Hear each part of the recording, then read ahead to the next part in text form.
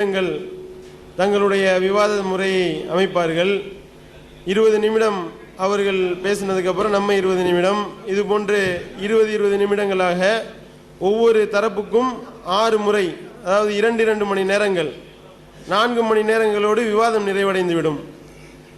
4 மணி நேரம் விவாதம் முடிந்தவுடன் மீதம் இருக்கக்கூடிய 1 மணி நேரத்தில் பார்வையாளர்களுக்குரிய குறுக்கு விசாரணை நேரம்.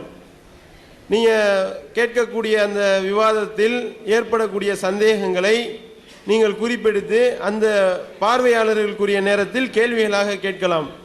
இதுபோன்று 5 மணி நேரங்களாக ஒரு நாளுக்கு 2 தலைப்புகள், நாளை 2 தலைப்புகள் என்று மொத்தம் 4 தலைப்புகளாக 2 நாட்களாக இந்த விவாதம் நடைபெறும் இன்ஷா அல்லாஹ். அதுபோல விவாதம் நடைபெறும் பொழுது பார்வையாளர்கள் அவர்கள் அந்த சிரிக்கிறது அந்த மாதிரியான மற்ற சகோதரர்களுக்கு இடையூறு ஏற்படுத்தாத வகையில், அவர்களுடைய மனம் புண்படாத வகையில் நடந்து கொள்ள வேண்டும். அதோடு மட்டுமல்லாமல் அமைதியாக இருக்கிறது. அதுபோக செல்போன்கள் மிக தொந்தரவாக இருக்கும். அதனால் செல்போன்களை தயவு செய்து சுவிட்ச் ஆஃப் செய்து கொள்ளுங்கள். இப்போ முதல் தலைப்பு, ஒவ்வொரு அரங்கம் ஆரம்பிக்கும் பொழுது அதனுடைய தலைப்பை விளக்கிறோம். முதல் தலைப்பு இறைவன் இருக்கின்றானா? இறைவன் இருக்கின்றான், அவன்தான் இந்த உலகில் உள்ள அனைத்தையும் படைத்தான் என்பது முஸ்லிம்கள் மற்றும் தமிழ்நாடு தௌஹீத் ஜமாத்தினுடைய நிலைப்பாடு.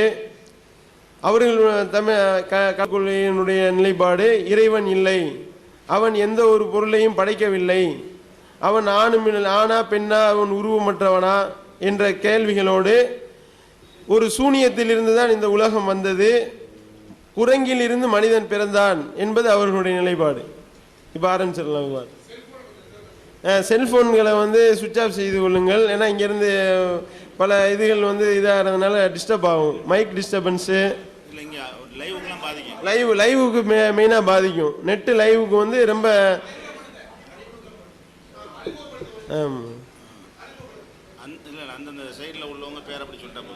சொல்லிடலாமா? சரி, என்னுடைய பெயர் சையத் இப்ராஹிம், தமிழ்நாடு தௌஹீத் ஜமாத்தினுடைய மாநில செயலாளர். என்னுடைய பெயர் பி ஜெயினுல் ஆபிதீன். நான் ஏகே அப்துல் ரஹ்மான்.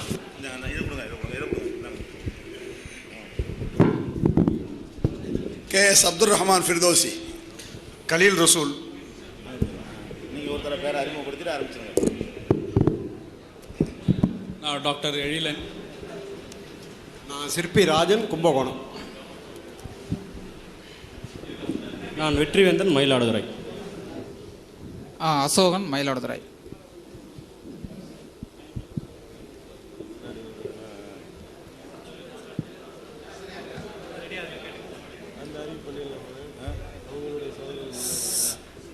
சார், எல்லோரும் பேசுவதற்கு தயாராக வந்திருக்கிறது. கடவுள் இல்லை, கடவுள் இல்லை, கடவுள் இல்லவே இல்லைன்னு சொல்ல வந்திருக்கிறோம். அதுக்கான ஆதாரங்கள் ஒன்றும் பெரிய சமாச்சாரமே கிடையாது. இப்போ வெளியே யார் யார் டூ வீலரை பூட்டிட்டு உள்ள வந்திருக்கீங்களோ அத்தனை பேரும் கடவுளை நம்பாதவங்க தான். ஏன்னா நம்ம சாவி, நம்ம பூட்டு தான் நம்ம டூ வீலரை கூட காப்பாற்றுது. இன்றைக்கி யாரும் உடம்பு சரியில்லைன்னா அதை பக்கத்தில் மருத்துவர் உட்காந்துருக்கு, அவர்கிட்ட தான் போய் எனக்கு இடுப்பை வலிக்குது, கையை வலிக்குதுன்னு சொல்லி ஊசி போடுங்க, மாத்திரை போடுங்கன்னு கேட்குறோமே தவிர, யாரும் ஆண்டவன்கிட்ட போய் ஆண்டவா நான் உன்னையே நம்பியிருக்கிறேன், எனக்கு இந்த மாதிரி உடம்பெல்லாம் ஒரே வலியாக இருக்குது, அதை கொஞ்சம் நீங்கள் சரிப்படுத்துங்கன்னு சொல்லி யாரும் ஆண்டவன்கிட்ட கேட்குறதில்ல. ஆண்டவன் தான் படைச்சார் இந்த உலகத்தை அப்படின்னு சொன்னால், இந்த உலகம் படைச்ச அன்னைக்கே இன்றைக்கி இருக்கிற இந்த செல்ஃபோன்லேருந்து, இந்த லேப்டாப்லேருந்து, இந்த மைக்கிலேருந்து, ஒயர்லேருந்து, மின்சாரத்துலேருந்து எல்லாமே கண்டுபிடிச்சிருக்கணும். ஆனால் அந்த மின்சாரத்தை தாமஸ் ஆல்வா எடிசன்னு சொல்லி ஒரு நாத்திகர் தான் கண்டுபிடிச்சார். இது மாதிரி நாத்திகர்கள் தான் இன்றைக்கி பல பொருள்களை கண்டுபிடிச்சிருக்காங்க. இந்த ஆகாய விமானங்கிறது இன்றைக்கி நம்ம சாதாரணமாக எந்த நாட்டுக்கும் போயிட்டு வந்துக்கிட்டு இருக்கோம். இதெல்லாம் கொஞ்சம் ஆண்டுகளுக்கு முன்னாடி கண்டுபிடிச்சது தான். இறைவன் தான் இந்த உலகத்தை படைத்தான், இறைவனால் தான் எல்லாமே உருவாக்கப்பட்டது அப்படின்னு சொன்னால் அது கொஞ்சம் கூட ஏற்றுக்கொள்ள முடியாதது. ஏன்னா இப்போ ரைட் சகோதரர்கள் தான் ஏரோப்ளைனை கண்டுபிடிச்சாங்க. இப்போ செல்ஃபோனு, தொலைபேசி எல்லாம் மனிதர்கள் கண்டுபிடிச்சது தானே தவிர இது ஆண்டவனால் கொடுக்கப்பட்டதில்லை. அப்படி ஆண்டவன்னு சொன்னால் ஒரே ஒரு ஆண்டவன் அத்தனை பேரும் உலகத்தில் இருக்க மக்கள் அத்தனை பேர் சொன்னால் நாங்கள் ஏற்றுக்கொள்ள தயார். ஆனால் அது மாதிரி சொல்கிறதில்ல. ஆளுக்கு ஒரு ஆண்டவன். தந்தை பெரியார் நீங்கள் யார்கிட்ட சொன்னீங்கன்னாலும் கடவுள் இல்லை, கடவுள் இல்லைன்னு சொன்னார். ஐயா சொல்லவே கிடையாது. அவர் 1967 தான் அவர் சாவறதுக்கு ஒரு 7 ஆண்டுகளுக்கு முன்னாடி தஞ்சை மாவட்டத்தில் விடையபுரங்கிற ஊரில் இது மாதிரி ஒரு பயிற்சி வகுப்பில் சுவரில் எழுதுகிறார், கடவுள் இல்லை, கடவுள் இல்லை, கடவுள் இல்லவே இல்லைன்னு எழுதுகிறார். மறுநாள் காலையில் அவ்வளோ பிரச்சனைக்குண்டாங்க. அந்த இந்து மதமும் மற்ற மதங்கள்லாம் சேர்ந்து ஆதிக்கம் வந்து இந்து மதத்தில் இருக்குன்னா இந்து மத டார்ச்சர் அவருக்கு அதிகமாக இருந்தது ஐயாவுக்கு. மறுநாள் வந்து அவர் திருச்சி புத்தூரில் தங்கியிருந்தார். நேராக 3 பேர் போனாங்க. ஒரு பாதிரியார் ஒருத்தர் போனார், இஸ்லாத்துலேருந்து ஒரு 2 தோழர் போனார், ஒரு ஐயர் ஒருத்தர் போனார். 3 பேர் என்ன சொன்னாங்க ஐயாட்டான்னு கேட்டிங்கன்னா, நீங்கள் கடவுள் இல்லைன்னு சொல்கிறீங்க, இது நாட்டில் பெரிய குழப்பத்தெல்லாம் உண்டு பண்ணிடும், பெரிய பிரச்சனைகள்லாம் வரும், தவறுகள் நிறையா நடக்கும் அப்படின்னு ஐயாட்ட சொன்னாங்க. இப்போ ஐயா சொன்னார், இப்போ என்ன கோர்ட்டில் கேஸ் இல்லாமல் இருக்கா, இல்லை சிறைகள் ஏதாவது இடம் காலியாக இருக்குதா, தவறுகள் வந்து இன்னமும் நடந்துக்கிட்டு தானே இருக்குது. நான் நேற்றைக்கு ஒரே ஒரு நாள் தானே கடவுள் இல்லைங்கிறத சொன்னேன். என்னுடைய 50 வருஷத்து உழைப்பை நேற்றைக்கு தான் சொல்லியிருக்கேன். இந்த நேற்றைக்கு சொன்னதுனால இன்றைக்கி வந்து பிரச்சனை வருமா அப்படின்னு கேட்டார். அப்போ ஒருத்தர் கேட்டார், அப்போ நீங்கள் கடவுளே இல்லைன்னு சொல்கிறீங்களா அப்படின்னார். இப்போ ஐயா கேட்டார், நீங்கள் ஏதாவது ஒரு கடவுள் இருக்குன்னு சொல்லுங்கள், நான் ஒத்துக்கிறேன் அப்படின்னார். இந்த ஃபாதரியார் எந்திரிச்சார், கர்த்தர் ஒருத்தர் தான், அவர் தான் உலகத்தை கண்டுபிடிச்சார், அவர் தான் மக்களுக்கு எல்லாம் செஞ்சார் அப்படின்னு சொன்னார். ஐயா சொன்னார், நான் ஒத்துக்கிறேன், நீங்கள் 2 பேரும் ஒத்துக்கிறீங்களான்னு கேட்டார். ஐயர் ஒத்துக்குவாரா கர்த்தரை?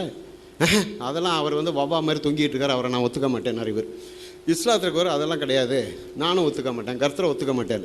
அப்போ ஐயா கேட்டார், நீங்கள் என்ன கடவுள் சொல்லுங்கள் அப்படின்னார். அப்போ ஐயா சொன்னார், நான் தான் ஒன்றுமே இல்லைன்னு சொல்கிறேன்னார். இவர் சொன்னார், அல்லாஹ் ஒருத்தர் தான், அல்லாஹ் தான் உலகத்தை படைத்தார், இங்கே இருக்கிற அத்தனை செல்வங்களையும் அல்லாஹ் தான் படைத்தார், நம்ம வாழ்க்கையில் இருக்கிற அத்தனையும் காரணம் அல்லாஹ் தான் அவர் சொன்னார். உடனே ஐயா சொன்னார், நான் ஏற்றுக்கிறேன், நீங்கள் 2 பேரும் ஏற்றுக்கலான்னு கேட்டார். ஐயர் வந்து அல்லாவை ஏற்றுக்குவாரா, ஃபாதரியார் அல்லாவை ஏற்றுக்குவாரா? அதெல்லாம் கிடையாதுன்னார். உடனே பெரியார் கேட்டார், நீங்கள் என்ன சொல்கிறீங்கன்னார் ஐயர்கிட்ட. கிருஷ்ண பரமாத்மா தான் லோகத்தை படைத்தார், அவர் தான் எல்லாம் பண்ணின்னு இருக்கார் அப்படின்னார். ஐயா சொன்னார், நான் ஏற்றுக்கிறேன், நீங்கள் 2 பேரும் ஏற்றுக்கினார். இவங்க 2 பேரும் முடியாதுன்னாங்க. அப்போ தான் ஐயா சொன்னார், ஏப்பா உன் சாமி இல்லைன்னு இவங்க 2 பேர் சொல்கிறாங்க, உன் சாமி இல்லைன்னு இவங்க 2 பேர் சொல்கிறாங்க, நான் ஒரு சாமி இல்லைன்னு சொல்கிறேன், இது எந்த வகையில் தப்பாக போச்சுன்னு கேட்டார். இது வந்து 1967 நடந்தது. அதனால் தோழர்களே, யார் மனசையும் புண்படுத்துறங்கிறதுக்காகவோ யாரையும் வந்து கொச்சைப்படுத்துறதுக்காக இந்த வாதம் கிடையாது. காரணம் கேட்டிங்கன்னா, இல்லாத ஒன்று இல்லைன்னு சொல்கிறது தப்பு கிடையாது. இப்போ நான்லாம் சின்ன பிள்ளையில் பார்த்தீங்கன்னா கோயிலில் எப்படி கும்பிடுவான்னா, செருப்பை ஓரமாக கழட்டி போட்டுட்டு அந்த பிள்ளையார்ட்ட போய் தண்டால் பசிக்கு எடுத்துருப்பான், 2 காதையும் முடிச்சு இழுத்துக்கிட்டு கையெடுத்து கும்பிட்டு அந்த கருங்கள்கிட்ட வேண்டிகிட்டு இருப்பான். இப்போல்லாம் எப்படி கும்பிட்றான்னு கேட்டிங்கன்னா, hi hello how are you அப்படிங்கிற மாதிரி அப்படியே சைக்கிளோ டூவில் போகும்போது தாவாங்கட்டையை தொட்டுட்டு போகிறான். ஏன்னா நமக்கு அவ்வளோ வாழ்க்கை நெருக்கமாக வந்துடுச்சு. இன்னமும் சும்மா அந்த அறிவுக்கு ஒத்துவரெல்லாம் ஏற்றுட்டு இருக்கிறது பைத்தியர் தான் அவனே புரிஞ்சுக்கிட்டான். கொஞ்சம் முன்னாடி சொன்ன மாதிரி யார் யார் வீட்டை பூட்டிட்டு வரீங்களோ அத்தனை பேருமே நாத்திகர்கள் தான். இதில் ஒன்றும் பெரிய சந்தேகத்துக்கு வேலையே கிடையாது. ஏன்னா எந்த கடவுளும் நம்ம வீட்டை பார்த்துக்க மாட்டான், அந்த பூட்டு தான் பார்த்துக்கணும், நமக்கு நல்லாவே தெரியுது. ஒரு இத்தினோடு 3 இன்ச்சு பூட்டை தான் நம்பி வராமே தவிர யாரும் வந்து கடவுளை நம்பி வரல. யாராவது ஒருத்தர் ஒன்றும் இல்லை, ஒருத்தர் கேட்டான் ஒரு 10 நாள் முன்னாடி, கடவுளுக்கு சக்தியே இல்லைன்னு சொல்கிறீங்களான்னா, அதுக்கு ஒரு சின்ன டெஸ்ட் மீட்டர் இருக்குது பண்ணு. என்ன மீட்டர்னா, ஒரே ஒரு நாள் கோவிலை பூட்டாமல் வா, காலையில் போய் பாருங்க என்ன இருக்கும்னு. என்ன இருக்கும்? ஒன்றுமே இருக்காது. பூட்டிருக்கிற பூட்டையே உடச்சி திருடிட்டு போகிறான். பூட்டாமல் விட்டா என்ன ஆகும்? சுத்தமாக கழுகி விட்டா மாதிரி ஒரு லாட்ஜி மாதிரி இடம். ஆகவே தோழர்களே, இது நம்மளாம் இந்த காலத்தில் 2009 எளிமையாக புரிஞ்சிக்கிற ஒரு சமாச்சாரம். ஆளுக்கு கையில் ஒரு செல்ஃபோனை வச்சு உலகத்தையே பாக்கெட்டுக்குள்ளே வச்சுருக்கிறோம். ஏன் ஒன்றும் இல்லாத நம்பி நம்மளுடைய வாழ்க்கையும் பணத்தையும் நேரத்தையும் இந்த காகித கடவுளுக்காக நம்ம ஏன் செலவு பண்ணுங்க தான் எங்களுடைய வாதமே தவிர, நீங்கள் கடவுளை கும்பிட்றதுனால எங்களுக்கு 10 பைசா நட்டம் கிடையாது. நீங்கள் கடவுள் இல்லைன்னு சொல்லி எங்கள் பின்னாடி வரதுனால எங்களுக்கு 10 பைசா ஆதாயமும் கிடையாது. 60 வருஷம் முன்னாடி ஒரு கவிஞர் எழுதுறாரு, ஈஸ்வரன் அல்லா தாசர்கள் என்றோ பூசனை செய்தால் நாசத்தை என்றோன்னு எழுதுறாரு. நம்ம என்ன பண்ணிகிட்டு இருக்கோம்? மதத்தின் பெறால் ஒருத்தர் அடித்து செத்துக்கிட்டு இருக்கிறோம், ரத்தம் சிந்துறோம், நம்மளுடைய சக்தியை வீண் பண்ணுறோம் வெறும் இந்த காகித கடவுளுக்காக. இந்த கடவுள் இல்லைன்னு சொல்கிற எங்களால் எங்கேயாவது ஒரு கலவரம் வந்திருக்கு, நாங்கள் எங்கேயாவது ஒரு மத தகராறு பண்ணியிருக்கோம், ஒரு சாதி தகராறு பண்ணியிருக்கோம், இந்த கருப்பு சட்டை போட்டவன் இன்னே வரைக்கும், ஐயா என்னைக்கு இந்த கொள்கை ஆரம்பித்தாரோ அன்னையிலேருந்து இன்னே வரைக்கும் ஏதாவது ஒரு கிரிமினல் கேஸில் ஒரு கருப்பு சட்டைக்காரன் கைது பண்ணவே கிடையாதுங்க. ஒரு பொம்பளையை கையை பிடிச்சிட்டு தான் ஒரு கோயிலில் போய் சிலையை திருன்னா, உண்டியலை திருன்னா எங்கள் மேலே இது வரைக்கும் கேஸ் கிடையாது. நாங்கள் கடவுள் இல்லைன்னு சொல்லுவோம், ஆனால் நாங்கள் எந்த தவறும் பற்ற எந்த கோயிலில் போய் நாங்கள் சிலையை உடைச்சது கிடையாது. கடவுள் இல்லைன்னு சொல்லுவோம், ஆனால் உண்டியலை திருநது கிடையாது. நீங்கள் தொலைக்காட்சியிலையும் செய்தித்தாலையும் பார்த்தீங்கன்னா தினம் பூட்டை உடைத்து கடவுள் சிலை திருட்டு, உண்டியல் திருட்டுன்னு வந்துட்டு இருக்கு. எங்களுக்கு ஐயா சொல்லி கொடுத்தாலும் ஒழுக்கம் தான் ரொம்ப முக்கியனார். ஒழுக்கம் இல்லாவிட்டால் எல்லாமே பாடினார். பக்தி இல்லாவிட்டால் ஒன்றும் பாழ் கிடையாது, ஒழுக்கம் இல்லாவிட்டால் எல்லாம் பாடினார். அப்போ ஒருத்தர் வந்து கேட்குறாரு, எனக்கு புரியலீங்கன்னார்.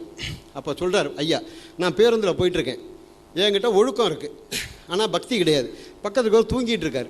நான் என்ன பண்ணுறேன், ஐயா உங்கள் மணி பர்ஸ் வெளியே இருக்குது, அதை உள்ளே வச்சுங்கிறேன்.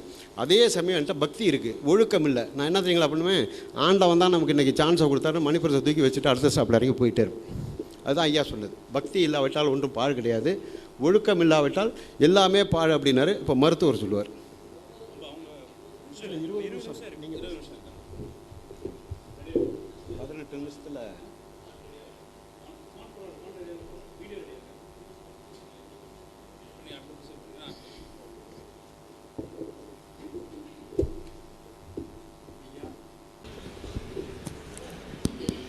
ஹலோ. இப்போது நம்ம வந்து ஸ்டேஜில் போட்டிருக்கிறதே கடவுள் இருக்கிறானா அப்படி தான் இருக்குது. அப்படி இருந்திருந்தால் நம்ம இங்கே வந்திருக்க வேண்டிய அவசியமே இருக்காதே. அதான் நாங்கள் கேள்வியே. இப்போது இந்த உலகத்தை கடவுள் தான் படைச்சாரு அப்படிங்கிறது இந்த வாதத்தில் வரும்போது, இதுக்கு இந்த கடவுளை படைச்சது யாருன்னு ஒரு கேள்வி அவங்களுக்கு புரிஞ்சிருக்கும். ஆனால் அப்படி இந்த உலகத்தை கடவுள் படைச்சிருக்கிறோம், இந்த உலகத்தை கடவுள் படைக்கிறதுக்கு முன்னாடி என்ன செஞ்சுக்கிட்டு இருந்தாரு அப்படிங்கிற ஒரு கேள்வி இருக்கு இல்லையா? இப்போ இந்த உலகம் வந்து கடவுளால் படைக்கப்பட்டது அப்படின்னு நீங்கள் எடுத்துக்கிட்டிங்கன்னா, அந்த மொழி யார் படைச்சா? இப்போ அதுக்கு முன்னாடி ஜெராசிக் பீரியடுன்னு ஒன்று இருந்திருக்கு. இந்த வந்து டைனோசரை பற்றி இந்த குரானில் சொல்லியிருக்கிறதா எனக்கு தெரியல, நானும் குரான் வச்சுருக்கேன். அந்த டைனோசர் இந்த வந்து குரானில் என்ன சொல்லியிருக்குன்னு சொன்னால், இந்த உலகம் வந்து மனிதர்களுக்காகவே படைக்கப்பட்டு இந்த மனிதர்களுக்காகவே எல்லா விதமான வசதிகளும் செய்து கொடுக்கப்பட்டதான் அதை சொல்லியிருக்கு. அதாவது சுருக்கமாக சொல்ல போனால், அப்படி இருக்கும்போது ஏன் இதுக்கு முன்னாடி மனிதனுக்கு முன்னாடி ஒரு டைனோசர்னு ஒன்று இருந்திருக்கணும்? அது எதற்காக வந்து அதை உருவாக்கி அதை திரும்பி அழித்து அதுக்கப்புறம் வந்து ஒரு சின்ன விஷயத்திலேருந்து இவ்வளோ பெரிய இது இப்போ வரைக்கும். இப்போ நீங்கள் பரிமாணங்கிறத ஒன்று எடுத்துக்கிட்டிங்கன்னா, இப்போ ஒரு 1000 ரூபா நோட்டு 500 நோட்டு எடுத்து வச்சிங்கன்னா, இதுக்கு முன்னாடி அது 1000 ரூபா நோட்டு 500 நோட்டு நீங்கள் பார்த்துருக்க முடியாது. இதுக்கு முன்னாடி அது வந்து 100 ரூபா நோட்டாக இருந்திருக்கும், அதுக்கு முன்னாடி 10 ரூபா நோட்டாக இருந்திருக்கும், அதுக்கு முன்னாடி 1 ரூபா காயினாக இருந்திருக்கலாம், இல்லை அதுக்கு முன்னாடி வழக்கில்லாத காயின் இருந்திருக்கலாம். இப்படி தான் வந்து பரிமாண வளர்ச்சி வந்திருக்க முடியும். இப்போ நேரடியாக இப்போ உடை போட்டிருக்கிற அளவுக்கு மனிதன் இருந்திருக்க முடியுமா? அதற்கு முன்னாடி ஒரு காட்டுவாசி மனிதன் இருந்தான். இப்போ காட்டுவாசி மனிதனுக்கு முன்னாடி எப்படி இருந்திருக்க முடியும்? ஒரு விலங்காக தானே இருந்திருக்க முடியும். அதைத்தான் நீங்கள் வாதமாக வைக்கப்படுகிறோம். என்னுடைய சகோதரர் டாக்டர் அவர்கள் கடவுள் மறுப்பு இயக்கத்தின் டைம் பார்த்தீங்கன்னா இன்னும் உங்களுக்கு 10 நிமிஷம் அதாவது இருக்குது. அதுக்குள்ளே அவங்கள மடக்கிறதுக்கான இன்னும் என்ன பேச முடியுமோ அதெல்லாம் நீங்கள் பேசலாம். சரி, உங்களோட ஆப்ஷன் வந்து நிறைய இருக்குது. வாத திறமைகளால் நீங்கள் வந்து ஜெயிக்கணும். No problem. நான் ஒரு டாக்டர், மெட்ராஸ் மெடிக்கல் காலேஜில் எம்பிபிஎஸ் எம்டி முடிச்சுட்டு இப்போ தனியார் மருத்துவமனையில் வேலை பார்த்துட்ருக்கேன். என்னோட இதுவே உயிர்களின் தோற்றம், எப்படி உயிர் உருவாச்சு, எப்படி உயிர் கருவெடுத்தது, பிறகு உயிர்கள் உருவாக்கும் போது எப்படி ஒரு உயிரிலேருந்து ஒரு மனுஷன் வருவான் அப்படின்ற ஒரு பல கேள்விகள். ஏன்னா கிட்டத்தட்ட மதங்களும் பார்த்திங்கன்னா ஒவ்வொன்றும் ஒரு கதை சொல்கிறாங்க. மனுஷன் இறைவனால் உருவாக்கப்பட்டவன். ஒரு கதையில் எடுத்து பார்த்திங்கன்னா 6000 வருஷம் முன்னாடியே கடவுள் தோன்றார், அதாவது பைபிள் பிரகாரம். அவர் 6 நாட்களில் உலகத்தையே உருவாக்கி எடுத்துட்டாருன்னு சொல்கிறாங்க. 6 நாட்களில் 6000 வருஷத்துக்கு முன்னாடியே. அது ஒன்று. இன்னொரு இடத்துக்கு பார்த்திங்கன்னா பிரம்மர், அவர் வந்து கடவுள் மனுஷனை உருவாக்குறாரு. எப்படி உருவாக்குனா ஜாதியின் அடிப்படையில் உருவாக்குறாரு. ஒருத்தன் வந்து மேல் ஜாதி தலையில் படுத்துட்ருக்கவன், 3 நூல் போட்டவன், இன்னொருத்த வந்து தோலில் படுத்துட்ருக்கவன், இன்னொருத்த இடுப்பில் படுத்துட்ருக்கவன், ஒன்று காலில் படுத்துருக்கவன், ஜாதி ரீதியாக ஒருத்தர் உருவாக்குறான்றாங்க. நம்ம சகோதரர்கள் சொல்கிறது வந்து எல்லா புகழும் இறைவனுக்கே சொல்லிட்டு வெறும் ஒரு ஒளி, ஒரு வெளிச்சம், அது அமைவதற்கான தீர்வு அப்படின்னு சொல்கிறாங்க. அடிப்படையாக பார்த்தீங்கன்னா ஆதி காலத்து மனிதன்லேருந்து பார்க்கும்போது பயத்தின் அடிப்படையில் தான் இறைவன் உருவாக்குற கதை இருக்குது. இயற்கை சூழல் பார்த்து அச்சம் பெற்று ஒளிக்கு பயம், நெருப்புக்கு பயம், நிலத்துக்கு பயம், தண்ணிக்கு பயம், நீருக்கு பயம். இப்போ பயத்தின் அடிப்படையில் தான் ஒரு கடவுள் உருவாற்றம் ஏற்பட்டிருக்கு. பல்வேறு சமுதாயத்தினர் பார்த்தீங்கன்னா இங்கே பாம்பை நம்ம கும்பிட்றாங்க, யானையை கும்பிட்றாங்க, மிருகத்தை கும்பிடுறாங்க. கடவுளுக்கு ஒரு பயம் இருக்குது. இயற்கை சீற்றங்கள் வரும்போது மன அச்சம்படும். இப்போ நம்ம வாழ்க்கையிலே நம்ம எதை தேடி போகிறோம்? ஏன் இது மாதிரி ஒரு இல்லாத ஒன்று ஏதாவது நுமோச்சம் ஏற்படாமல் தேடி போகிறது? மன ரீதியாக நம்ம வாழ்க்கையில் அடி மேலே அடி விழும் போது ஏதாவது ஒரு தீர்வு கிடைக்காத ஒரு விரக்தி அடையும் போது தான் நம்ம தேடி போகிறோம். இது அறிவியலுக்கு உட்பட்டதா? இது நிரூபிக்கப்படுமா என்ற கேள்வி கேட்கும் போது அது மட்டும் விட்டுறோம். இப்போ நம்ம பசங்களை வந்து பள்ளிக்கூடம் அனுப்புகிறோம். பள்ளிக்கூடத்தில் சயின்ஸ் படிக்கிறாங்க. எத்தனை நம்ம சகோதரர்கள் வந்து என்னோட மெடிசனில் நண்பர்களாக இருக்காங்க. அனாட்டமி டிசெக்ஷன் பண்ணுறாங்க, எம்பிரியாலஜி படிக்கிறாங்க. எப்படி ஒரு உயிர் ஃபார்ம் ஆகுது, கரு உற்பத்தி ஆகுதுன்னு எம்பிரியாலஜி படிக்கிறாங்க. சின்ன செல்லேருந்து எப்படி குளோனிங் முறையில் எப்படி ஒரு கையை இன்னொரு கையை எப்படி உற்பத்தி பண்ண முடியும், மூளையை எப்படி இன்னொரு மூளையை உற்பத்தி பண்ண முடியும். இப்போ நாங்கள் ஹார்ட் டிரான்ஸ்பிளான்ட் அளவுக்கு நாங்கள் போயிருக்கிறோம். அதாவது இன்னொருத்தர் இன்னொரு இருதயத்தை உருவாக்குற மாதிரி. குளோனிங் முறையில் எப்படின்னா ஸ்டெம் செல் ரிசர்ச். இப்போ உங்களை ஒரு துள்ளி முடியை எடுத்துக்கிட்டு உங்களையே உருவாக்கி மனிதனாக உருவாக்கக்கூடிய ப்ளூரிபொட்டன்ட் ஸ்டெம் செல் ப்ராடக்ட் போயிட்டுருக்கு. இப்போ நாளைக்கு உங்களுக்கு கை ஏதாவது ஆக்சிடென்ட் ஆனாலோ இல்லை லிவர் பாதிப்பு ஏற்பட்டாலோ அந்த குளோனிங்லேருந்து ஒரு லிவர் அற்று மாற்று சிகிச்சை போட்டு பொறுத்திக்கலாம். இதெல்லாம் எப்படி வந்ததுன்னு கேட்டிங்கன்னா அறிவியலுக்கு உட்பட்டது தான். இப்போ 2 பிரிச்சுங்க, சயின்ஸ் வச்சுங்க, ரிலிஜன் வச்சுங்க. எனி ரிலிஜன், எனி மதம், வேற ஒரு குறிப்பிட்ட மதத்தை மட்டும் தாக்குறது இல்லை. அறிவியல் வந்து ஒரு தியரி வந்தால் அது எக்ஸ்பெரிமெண்ட் ஆகும். அந்த எக்ஸ்பெரிமெண்ட் பண்ணி அதை ப்ரூஃப் தேடுவோம். ப்ரூஃப் தேடின பிற்பாடு அது கன்ஃபார்ம் ஆச்சான்னு பார்ப்போம். அப்புறம் காலத்துக்கு ஏற்ப புதுசான நிகழ்வுகள் வந்தால் அது திருப்பி ரிசர்ச் பண்ணி அனலைஸ் பண்ணி தான் விடுவோம். இப்போ ஒரு காலகாலமாக உலகம் தட்டை நம்பிட்டு இருந்தாங்க. உலகம் உருண்டை சொன்னோடனே கலீலியோ போட்டு சர்ச்சு போட்டு அடி அடிச்சு அவர் பைத்தியக்கார நிலைமைக்கு தள்ளினாங்க. அப்போ 300-400 ஆண்டுகளுக்கு அப்போ கலீலியோ அடித்ததுக்காக இப்போ 1990 ஜான் பால் வந்து மன்னிப்பு கேட்குறார் கலீலியோ கிட்ட. எப்போ 300 வருஷம் கழித்து மன்னிப்பு கேட்குறார். அதாவது உலகம் தட்டைன்னு சொன்ன நம்பிக்கை வந்து அறிவியல் ரீதியாக உலகம் உருண்டைன்னு ப்ரூவ் பண்ணக்கப்புறம் இப்போ வந்து கலீலியோவுக்கு ஜான் பால் வந்து மன்னிப்பு கேட்குறாரு. இப்போ ஒரு எக்ஸ்பெரிமெண்ட் வருது. இப்போ தண்ணி எடுத்துங்க, இப்போ தண்ணி குடிக்கிற தண்ணி எடுத்துங்க, வேதியியல் படித்த நண்பர்களுக்கு தெரியும். அது H2O, 2 molecule of hydrogen, 2 molecule oxygen. அது எப்படி கண்டுபிடிச்சது தான் சயின்ஸ் தான் கண்டுபிடிச்சது. ஒரு கேஸ், 2 கேஸாக இருக்கிற ஆக்சிஜனோ 2 ஹைட்ரஜன் யுனைட் ஆகி ஃபியூஷன் ஆகும்போது வாட்டர் ப்ரொடக்ஷனை வந்து தண்ணின்னு சொல்கிறது அறிவியல் தான் தண்ணி சொல்லிச்சு. ஆனால் நம்ம மத சார்பாக தண்ணியை வந்து கடவுளாகவும் தண்ணியை வந்து ஒரு நன்றி தெரிவிக்க முறையாக தர அது என்ன ஏது இருக்குன்னு எக்ஸ்பெரிமெண்ட் பண்ணுறது கிடையாது. எந்த வகையான பழைய காலத்து ட்ரீட்மெண்ட் ஒன்று இருக்கும். இப்போ டிபி நோய்க்கு இப்போ நாங்கள் 6 மாதத்தில் கிருமி மாத்திரை 6 மாதம் கிருமி மாத்திரை கொடுத்து சரி பண்ணிடுறோம். முன்ன பழங்காலத்தில் என்ன பண்ணிட்டு இருந்தாங்கன்னா டிபி லிம்பை உடச்சி காற்று பட்டு புண்ண ஆற வைக்கும். இப்போ அந்த முயற்சி இப்போ பண்ண முடியாது. அது அவுட்டேட்டட் மெஷர். இப்போ அழமையான கிருமி மாத்திரை வந்திருக்கு. கிருமி மாத்திரை 6 மாதத்துக்கு டிபி குணப்படுத்திடலாம். அதுவும் அறிவியல் காய்ப்பு உட்பட்டு தான் வந்தது. இப்போ எந்த அளவுக்கு பிறகுனா மைக்ரோஸ்கோபிக் லெவலில் போயிட்டு சின்ன லெவலில் செல்லுலார் லெவலில் ஒரு செல்லில் ஒரு எங்கே நோய் இருக்குன்னு பார்க்குற அளவுக்கு வந்திருக்கு. இப்போ நம்மளோட மனிதர்கள் எடுத்திங்கன்னா குரோமோசோம்ஸ் இருக்குது. கிட்டத்தட்ட 46 குரோமோசோம் இருக்குது. அந்த 46 குரோமோசோமில் XY குரோமோசோம் இருக்குது, 22 ஆண் 23 பெண் அப்படின்னு குரோமோசோம் இருக்குது.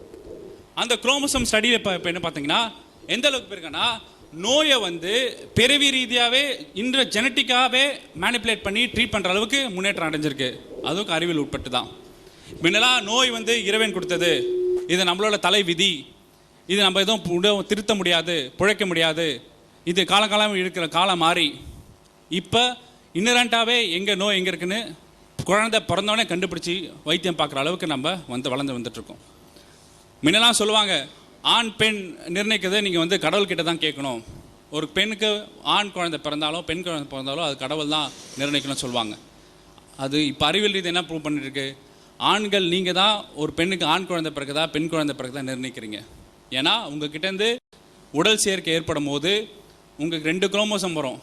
நீங்கள் Y குரோமோசோம் கொடுத்தீங்கன்னா அங்கே அம்மா கருவில் ஆம்பளை குழந்தை பிறக்கும்.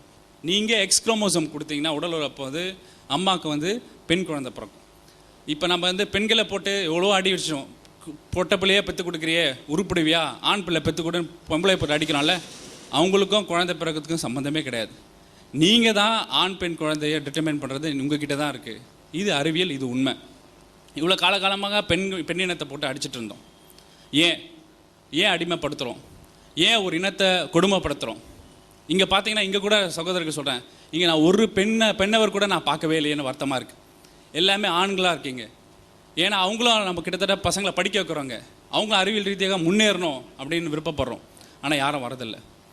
1909 13ஆம் ஆண்டில் வரைக்கும் முஸ்லீம் சமுதாயத்தில் சேர்ந்த அறிவியல் கண்டுபிடிப்புகள் உங்களுக்கு தெரியாது, மருத்துவ ரீதியாக எனக்கு தெரியும். அது பேர் கோல்டன் ஏஜ் ஆஃப் இஸ்லாம் சொல்கிறாரு நம்ம பாகிஸ்தானோட நோபல் லாரட் அப்துல் சலாம். என்ன சொல்கிறாருன்னா, அராபிக் இனத்துலேருந்து அறிவியல் ரீதியாக நாங்கள் செயல்பட்ட போது, அதாவது மத ஃபண்டமெண்டலிசம் வெளிப்பட்டு மத அடிப்படை வெளிப்பட்டு அறிவியல் ரீதியாக பயன்பட்ட போது நாங்கள் உலகத்துக்கு அல்ஜீப்ரா கண்டுபிடிச்சிருக்கோம். அது சயின்ஸ். அல்ஜீப்ரா கல்வி கொடுத்து அராபிய இனத்தில் தான் சேர்ந்துருக்காங்க. ஆப்டிக்ஸ், அதாவது கண்ணில் இருக்க ஐ power, refractive powers analysis Turkey நாட்டில் சமுதாயத்தில் இஸ்லாமிய சமுதாயத்தை சயின்டிஸ்ட் டெவலப் பண்ணியிருக்காங்க. ஆப்டிக்ஸ். இருதயம் சர்க்குலேஷன் எப்படி ஆகுது, ஹார்ட் எப்படி பம்ப் அடிக்குது, எப்படி மற்ற உறுப்புகளுக்கு இருதயம் சர்க்குலேஷன் சொன்னதே இஸ்லாம் மத சமுதாயத்தில் சேர்ந்த அறிவியல் விஞ்ஞானிகள் தான். இது 9ஆம் 13ஆம் நூற்றாண்டில் அறிவியல் பாதையில் செயல்பட தொடங்கினதுனால தான் இந்த 3 கண்டுபிடிப்புகள் வந்தது. பிறகு ஐரோப்பியில் நடந்த அறிவியல் புயற்சிக்கே அராபிய நாட்டில் நடந்த மாற்றங்கள் தான் சொல்கிறாங்க. ஏன்னா ரோமன் கிரீக் சயின்டிஃபிக்காக இருந்தாங்க. அவங்க தான் இப்போ காப்பர்னிக்கஸ், ஹோமர், கெப்லர் பிளாட்டமி மாதிரி பழைய சாக்ரட்டிஸ் மாதிரி அறிவியல் விஞ்ஞானிகள் வந்து இந்த சர்ச்சு வந்ததுக்கப்புறம் சர்ச்சு வந்து யார் யார் சயின்ஸ் பேசுகிறாங்களோ உதச்சி முட்டி போட்டு கொலை பண்ணிடுவாங்க. ஆனால் இந்த அராபியன் நம்ம அறிவியல் சார்ந்த சமுதாயத்தினர் தான் அராபிக் கன்வெர்ட் பண்ணி சயின்ஸை டெவலப் பண்ணி ஸ்பெயின் வழியாக சயின்ஸை டெவலப் பண்ணி ஒரு மாபெரும் அறிவியல் புரட்சியாக ஐரோப்பியில் நடந்தது. இப்போ வர கண்டுபிடிக்க எல்லாமே அறிவியலை அராபியல் பண்ண புரட்சி தான். ஆகவே 9லேருந்து 13ஆம் ஆண்டில் வர கண்டுபிடிப்புகள் 13ஆம் நூற்றாண்டு நின்று போச்சு.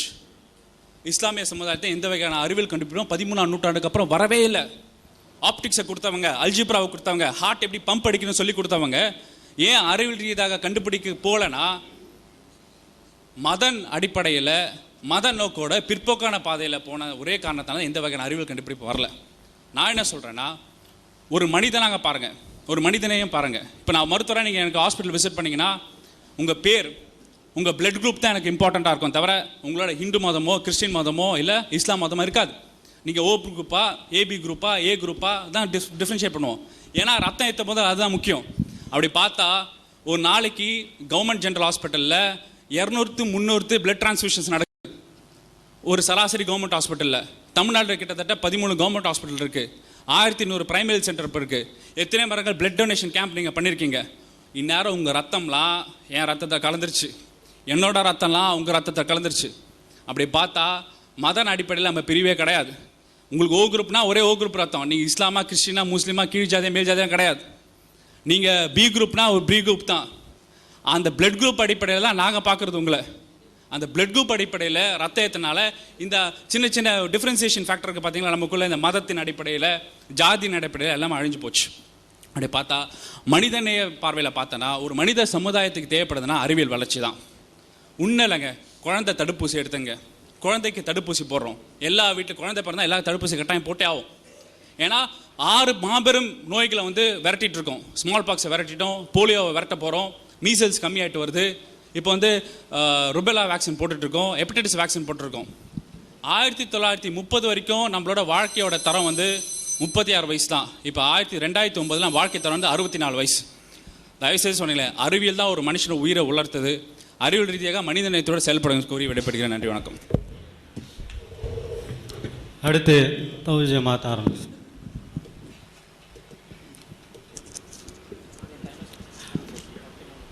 உங்களுக்கு 10:03 இப்போ 2 நிமிஷத்துக்கு முன்னே. சரி. அன்பிற்குரிய சகோதரர்களே, இறைவன் இருக்கின்றானா இல்லையா என்ற தலைப்பின் கீழே தௌஹீத் ஜமாத் சார்பாக நம்முடைய நிலைப்பாடுகளை இப்போது நாம் எடுத்து வைக்கிறோம். அதை எடுத்து வைப்பதற்கு முன்னால் கடவுள் மறுப்பு கொள்கையுடைய சகோதரர்கள் கடவுள் இல்லை என்பதற்கு உரிய எந்த ஒரு சான்றையும் இதுவரை அவர்களுடைய நேரத்தில் எடுத்து வைக்கவில்லை. உங்களுக்கு கடவுள் நம்பிக்கை இருக்குதா என்பதுதான் அவங்க எடுத்து வச்ச ஒரு அடிப்படை. அது தலைப்பு இல்லை. நீங்கள் எதுக்கு வண்டியை பூட்டிட்டு வந்தீங்க, திறந்து போட்டு வர்றீங்கன்னா அதிலேருந்து நீங்கள் என்ன நிறுவ முடியும்? இவங்களுக்கு கடவுள் நம்பிக்கை இல்லைன்னு நிறுவ முடியுமா? கடவுள் இல்லைன்னு நிறுவ முடியுமா? கடவுள் இருக்கிறாரா இல்லையா என்றால் அதற்குரிய காரண காரியங்களை, தத்துவங்களை சொல்லி இன்னென்ன காரணத்தினால் கடவுள் இல்லை என்று சொல்லணும். அல்ல இன்னென்ன காரணத்தினால் கடவுள் இருக்கிறார் என்று அறிவியல் பூர்வமாக சொல்லணும். அது இல்லாமல் பெரியார் அப்படி 3 பேர்கிட்ட கேட்டார், அந்த 3 பேருக்கு பதில் சொல்ல முடியும், அதனால கடவுள் இல்லைன்னு ஆயிருமா? இப்போ கடவுள் இல்லைன்னு சொல்வதற்குரிய உங்களுடைய வாதங்கள் எல்லாமே எப்படி இருந்தது என்று சொன்னால், இந்த நாட்டில் உள்ள நடைமுறையை வைத்துக்கொண்டு நீ நம்புறியா, நீ ஆஸ்பத்திரிக்கு போகிற, அதெல்லாம் கடவுளை எப்படி நம்பணுங்கிற தலைப்பில் தனியாக விவாதிக்க வேண்டியது. நம்ம எடுத்துக்கொண்ட தலைப்பு எப்போ இது முழுமையான தெளிவு கிடைக்கும் என்று சொன்னால், ஒரு செய்தி எடுத்தால் அதை அறிவுபூர்வமாக லாஜிக்காக நிரூபிக்கணும், அல்லது அறிவியல் பூர்வமாக நிரூபிக்கணும். அதில் எந்த ஒரு கேள்விக்கும் இடமில்லாத வகையில் எடுத்து வைக்கணும். அது ஒன்றும் எடுத்து வைக்காமல் அவங்களுடைய வாதங்களை இதுவரைக்கும் வைத்திருக்கு நீங்கள் பார்க்கலாம். அதே மாதிரி கடவுள் தான் எல்லாம் படைச்சாருங்கிறீங்க, கரண்டை யார் கடவுளாக படைச்சாரு என்று கேட்குறாங்க. இது மாதிரி விமானத்தை ரைட் சகோதரர்கள் படைத்தார்கள். விமானத்தையோ கரண்டையோ 2 பேரும் படைக்கவெல்லாம் கிடையாது, கண்டு தான் பிடித்தாங்க, படைக்கவே கிடையாது. எவனும் உலகத்தில் அறிவியலை என்ன சொல்லுது தெரியுமா? எந்த ஒன்றையும் படைக்கலான்னு தான் சொல்லுது. இன்றைக்கு நிரூபிக்கப்பட்ட அறிவியல் என்ன சொல்லுதுன்னு கேட்டால், எந்த ஒன்றையும் உங்களுக்கு படைக்கவும் இயலாது, அழிக்கவும் இயலாது, மாற்றத்தான் இயலும். அப்போ அறிவியல் பிரகாரம் மின்சாரம் இங்கே இருக்குது தெரியாத கண்டுபிடிச்சி ஒருத்தர் சொன்னாரே தவிர படைச்சா சொன்னார். நீங்கள் எதையெல்லாம் நீங்கள் படைத்தார்னு சொல்கிறீங்களோ தப்பான வார்த்தை. அறிவியல் பூர்வமாக படைத்தார் நீங்கள் சொல்லவே கூடாது, கண்டுபிடித்தார்னு தான் சொல்லணும். கிடக்குது, கண்டுபிடித்தார்னு சொன்னதுனால கடவுள் படைக்கலண்டா ஆயிருமா? அவர் கண்டுபிடிச்சது எதை கண்டுபிடிச்சாரு? கடவுள் படைச்சதான் கண்டுபிடிச்சார், படைச்சு இருக்க போய் தான் கண்டுபிடிச்சார். அப்போ நீங்கள் எப்படி காட்டணும் தெரியுமா? ஒன்றுமே இல்லாமல் இருந்து இப்படி உண்டாக்கிட்டார்னு ஒன்றை காட்டினா தான் உங்கள் வாதம் நிற்கும். தாமஸ் ஆல்வா எடிசன் படைச்சாருங்கிறது அதில் கூட என்னன்னு கேட்டால், இந்த படைச்சாருங்கிறத கூட நீங்கள் சரியான விதத்தில் வழங்கலை. இப்போ கடவுள் படைச்சாருன்னா நம்ம தானே சில விஷயங்களை நம்மளாக உண்டாக்குறோம் அப்படிங்கிறாங்க. இப்போ ரைட் சகோதரர்கள் விமானம் படைத்தார்கள்னா அந்த விமானத்தை ஓட்டிகிட்டு இருக்கிறோமா? அந்த பேசிக்கை தான் அவர்கள் படைத்தார்களா? இப்போ உள்ள ஜம்போ ஜெட்டையும் போயிங்கையும் ரைட் சகோதரர்களாக படைச்சாங்க. ஆனால் ரைட் சகோதரர் படைச்சார் நீங்கள் சொல்கிறீங்க. அதே மாதிரி தான் ஒரு அடிப்படையை ஒருவர் படைத்து விட்டார் என்றால் அதை படைத்தார்னு ஒத்துக்கொள்ளணுமே தவிர அதிலிருந்து உங்களை டெவலப் பண்ணக்கூடிய உரிமையை தந்திருந்தால் அது அவர் படைக்கலன்னு ஆகாது. எப்படி ரைட் சகோதரர்கள் அந்த அடிப்படையை படைத்த பிறகு நீங்கள் நிறைய உற்பத்தி செய்து கொண்டாலும் நிறைய வளர்த்து கொண்டாலும் அதை ரைட் சகோதரர்கள் தான் அந்த கான்செப்ட் அந்த அடிப்படையை கண்டுபிடித்தார்கள் சொல்றீங்களா இல்லையா? இப்போ கண்டுபிடித்ததுக்கு சொன்ன அதே பார்வை தான் படைத்தலுக்கு இருக்கணும். கடவுள் படைச்சார்னா ஒவ்வொரு மனுஷனும் நம்மளே உட்காந்து படைச்சிட்டு இருக்கிறாரு. முதல் மனிதரை படைத்தார் என்று நாங்கள் சொல்கிறோம், அதிலிருந்து நாங்கள்லாம் உருவாகிறோம் பிறப்பின் அடிப்படையில். அப்போ நீங்கள் குரங்கிலிருந்து படைத்தார்னு சொன்னால் அது அறிவியலுக்கு எதிரானது நாங்கள் நிரூபிப்போம். நீங்கள் சொன்ன பிறகு அது ஒன்று எடுத்து வைக்க வந்து நிறுத்தி இருக்கிறீர்கள். அடுத்து இப்போ என்ன பிரச்சனை? முதல் அடிப்படை வழங்கிக் கொள்ளுங்கள். கடவுள் இருக்கிறாரா இல்லையா என்று நம்ம இந்த தலைப்புக்குள்ளே போவதாக இருந்தால் நம்ம அறிவுபூர்வமாக சிந்திச்சு பார்க்கணும். எப்படி சிந்திக்கணும்? இந்த அகில உலகத்தை படைக்கிறது கடவுள் ஒருத்தர் தேவையா இல்லையா அப்படி பார்க்கணும். ஆனால் இவங்களுடைய பார்வை கடவுள் மறுப்புடையவர்கள் பார்வையெல்லாம் நான் பார்த்த வரைக்கும் எப்படி இருக்குன்னு கேட்டால், அவங்க இந்து மதத்தில் சில குறைபாடுகளை பார்க்குறாங்க. கடவுளை சொல்லி ஏமாத்துறது, ஃப்ராடு பண்ணுறது, மனுஷனை கடவுளாக்குறது, இது மாதிரியான சில விஷயங்களை பார்த்துவிட்டு அந்த கோபத்தின் அடிப்படையில் கடவுள் இல்லைங்கிறாங்களே தவிர ஆய்வின் அடிப்படையில் சொல்லலை. ஆராய்ச்சி அடிப்படையில் கடவுள் இல்லைங்கிற அவங்க நிறுவவே இல்லை, நிறுவ இயலவே இயலாது. அறிவியல் பூர்வமாக எடுத்தாலும் லாஜிக் பூர்வமாக எடுத்தாலும் கடவுள் இருக்கிறார் என்பதுதான் நிறுவ முடியுமே தவிர கடவுள் இல்லை என்று அவர்களால் நிறுவவே இயலாது என்பதுதான் உண்மை. அவங்க என்ன செய்கிறாங்க? கண்ணால் பார்த்தியா? அவங்களும் இந்த நூலில் கூட சகோதரர் வந்தவனே என்கிட்ட கொடுத்தாரு. ஐம்புலன்களுக்கு அப்பாற்பட்டதை ஏற்றுக்கொள்ள மாட்டோம்னு சொல்லி ஒரு அந்த புஸ்தகத்தில் எழுதப்பட்டிருக்கிறது. ஐம்புலன்களில் ஏற்றுக்கொள்வதுக்கு பேர் பகுத்தறிவு? ஐம்புலன்களுக்கு அப்பாற்பட்டு சிந்தித்து விளங்குறதுக்கு பேர் பகுத்தறிவா? ஐம்புலன்களுக்கு உள்ளது ஆடு மாடு நம்புமே, அதை ஒருத்தன் விரட்ட வந்தானா ஓடுமே, அதுக்கு சாப்பிட வேண்டிய புல்லு எது விஷம் எதுன்னு கரெக்டாக தெரியுமே. அப்போ மனிதன்கிறவன் யாருன்னு கேட்டால் 5 புலன்களில் வரக்கூடியதை பார்த்து அதுக்கு மேலே ஏதாவது சிந்தனைக்கு இடம் இருந்தால் அதையும் சிந்தித்து அதை நம்புறதுக்கு பேர் தானே பகுத்தறிவு. 5 கண்ணை கொண்டு முன்னாடி கொண்டாந்து காட்டு அப்போ தான் நம்புவேன் என்பது பகுத்தறிவா? ஒரு இடத்துல புகை வருதுன்னு சொன்னால் அங்கே கூட நெருப்பு இருக்கும் என்று அதை ஊகிச்சு சொல்கிறோம், அதுக்கு பேர் தான் பகுத்தறிவு. பார்த்தது புகை தான், அதுலேருந்து விளங்க வேண்டியதை விளங்கணுமா இல்லையா? அந்த மாதிரியான காரண காரியங்கள் நிறைய உலகத்தில் இருக்கிறது. கடவுள் இருக்கிறான் என்பதை நிறுவுவதற்கு அவ்வளோ அடிப்படையான விஷயங்கள் இருக்கிறது. அவங்க அதை எடுத்து வைக்கவே இல்லை. ஒரு வாதம் பண்ணுறோம், நீண்ட நெடுங்காலமான ஒரு பிரச்சனைக்கு நம்ம தீர்வுக்காக கூடியிருக்கிறோம். அவங்க என்ன செய்யணும்? இந்த இருக்கு லாஜிக், இந்த இருக்கு அறிவியல், இதிலேருந்து கடவுள் இல்லைன்னு தெரியுதா இல்லையா? இதுதான் வாதம் செய்கிற ஒரு முறையா?